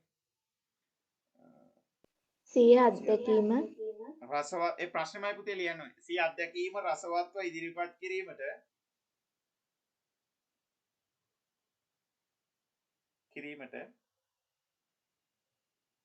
HM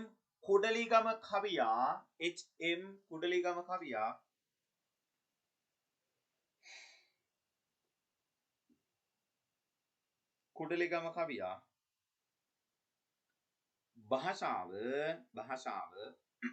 භාෂාව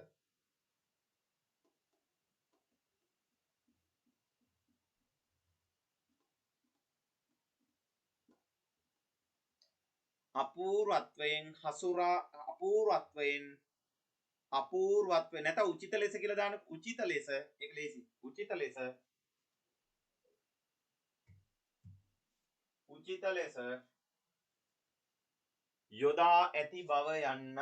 යොදා ඇති බව යන්නයි. උචිත ලෙස යොදා ඇති බව යන්නයි.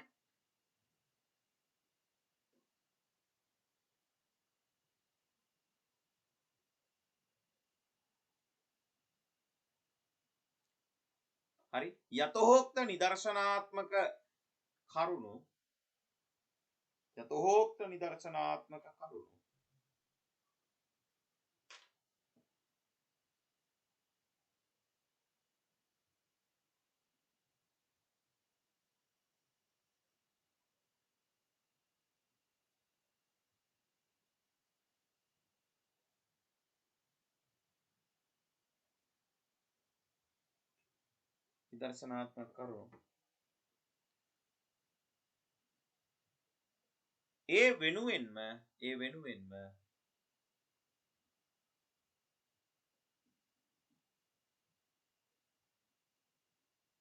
ඒ වෙනුවෙන්ම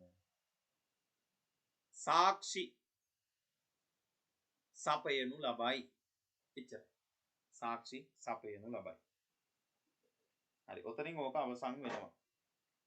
එතකොට අපි අවසන් කරනකොටත් ප්‍රශ්නේ කාරණාව අනිවාර්යෙන් දාන්න ඕනි. ආරම්භ කරනකොටත් එහෙමයි, උද්ෘතයකට කලින් දානකොටත් එහෙමයි, උද්ෘතය අවසන් කරාට පස්සේ එසේමම තමයි. හරි එතකොට ඔය කියන කරුණු ටිකෙන් අපි අත්දැකීම රසවත් ඉදිරිපත් කරන්න ගංගාවේ සංගීතයේ රචකයා එහෙම නැත්නම් HM කුඩලිගම මහත්මයා භාෂාව කොහොමද යොදාගත්තේ කියලා අපි ඔය සාකච්ඡා කරේ. ඊට පස්සේ අපිට ප්‍රශ්න දෙකක් තියෙනවා කතා කරන්න 4යි 5යි. එකක් තමයි රස නිෂ්පත්තිය සඳහා කවියා භාවිත කරන විවිධ කාව්‍ය උපක්‍රම ලස්සන මාතෘකාවක් ඒක. ඊළඟට අනිත් එක තමයි පුතේ කවිය ආජීව පරිසරයට සජීවී බවක් ආරෝපණය කරා. ඒකත් ලස්සන මාතෘකාවක්. ඔය දෙක ගැන අපි කතා කරමු ඉස්සරහට. එතකොට ඔය පාඩමෙන් අපි සමුගන්නවා. එතකොට දෙවෙනි ප්‍රශ්නෙට මම ඔයාලට කිව්වා ඊට පස්සේ පන්තියට සම්බන්ධුන්නේ නැහැ කවුරුවත් නේද. මම මේ විස්තරේ කිව්වට පස්සේ අර කවියා ඉදිරිපත් කරන ජීවන දර්ශනයට අදාළව නෝට් එකක් මම ගෲප් එකට දැම්මා. ඒක මම ආයේ කියවලා ලියවනවට වඩා ඒක ඕගොල්ලෝ බලාගෙන ෆ්‍රී එකේ ඉන්න ගමන් නිදහසේ ඉන්න ගමන් ලියන්න. එතකොට අපිට මොකද පන්තිය කරන්න හම්බ වෙන වෙලාව අඩුයිනේ පුතේ. දැන් මේ දවස්වල ගැටලුවක් නැහැ. දැන් ඔය කරන්ට් එක කපන්න නැති නිසා කොහොමත් ඕක ඉස්සරහට ටිකක් දිගටම යාවි කියලා හිතෙනවා. හරිද? ඉතින් මම පොඩි විකල්ප ක්‍රමයක් ඒකට හදාගන්න උත්සාහ දරමින් ඉන්නවා. තාම මේක හදාගන්න බැරි වුණා. ඉස්සරහට ඒ කියන්නේ නියමිත වෙලාවටම පන්තිය තියන්න. එතකොට අපිට ලේසියිනේ. ඒ නිසා ඒ ක්‍රමයක් හදාගන්න උත්සාහ දරමින් ඉන්නවා. මේ දවස්වල ගැටලුවක් නැහැ. අර සාමාන්‍ය පෙළ විභාගෙත් එක්ක ඉඳලා රැ වෙලා කරන්ට් එක කොහෙටවත් කපන්නේ නැති නිසා ඒ chance එක අපිට තියෙනවා. හරි. එහෙනම් ওই ටික තමයි කතා කරන්න තියෙන්නේ. එතකොට හෙට පන්තියේදී අපි හම්බ වෙමු. හරි. එතකොට අද කතා කරපු ටිකේ මොනවා හරි ගැටලුවක් තියෙනවා නම් අහන්නකෝ. නොතේරිච්ච තරම්, අවබෝධ නොවිච්ච තරම් තියෙනවා නම් අහන්නකෝ. නැත්තම් නැහැ කියලා හරි කියන්න.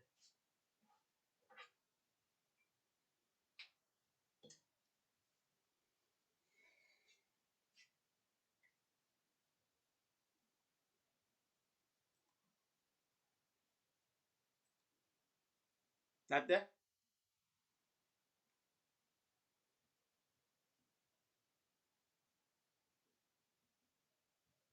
නෑ. හරි. chat එකට නම් එවන හෝ ගාලා. හරි හරි. එහෙනම් ප්‍රශ්නයක් නෑ මේ අනිත් එක තමයි මේ 10 ඉඳලා 11ට යනකොට ටික ටික කට වැහෙනවා. අත වැඩ කරනවා, ඔළුව වැඩ කරනවා, ඇස් දෙක වැඩ කරනවා, හැබැයි කට වැහෙනවා. කතා නොකරනම අයත් ඉන්නවා. ඒ නිසා පුතේ පන්තියේදී කතා බහ කරන්න, ප්‍රශ්න තියෙනවා අහන්න, ගැටලු නිරාකරණය කරගන්න. අපි හැමදේම නිශ්ශබ්දව ඉන්නවා කියලා කියන්නේ ඔයා එක දෙයක් හරි අවබෝධ කරගන්නේ නැහැ කියන එක. ඔයා නිකමට හරි කට අරිනවා කියලා කියන්නේ ඔයා දන්නේ නැති දෙයක් අනිවාර්යෙන් දැනගන්නවා කියන එක. තේරුණා නේද? ඒ නිසා ඕන දෙයක් අහන්න එහෙම ප්‍රශ්නයක් නැහැ. මම බයින්නේ එහෙම නැහැනේ. ඒ නිසා මේ ඔයාලා දැන් අවබෝධයෙන් යුක්තව ගමනේ යන්න ඕනි. ඒ නිසා මහන්සිලා වැඩ ටික කරන්න, කැපකිරීමක් කරන්න. ඒ කැපකිරීමත් එක්ක තමයි ඔයගොල්ලන්ගේ හීන වලට යන්න පුළුවන් වෙන්නේ. හරි. එහෙනම් අපි ඒ හීන වලට යන්න අපි හෙටත් හම් වෙන බලාපොරොත්තු වෙන්නේ. එහෙනම් අදට සමගමු. එහෙනම් පුතේ ඔක්කොටම බුදු සරණයි දෙවි පිහිටයි පරිස්සමෙන් ඉන්න. එහෙනම් සුබම සුබ රාත්‍රියක් වෙන්න කියලා ප්‍රාර්ථනා කරනවා. එහෙනම් හැමෝටම ආයුබෝවන්. ආයිබෝවන්. ආයුබෝවන්. හරි පුතේ. ආයිබෝවන්.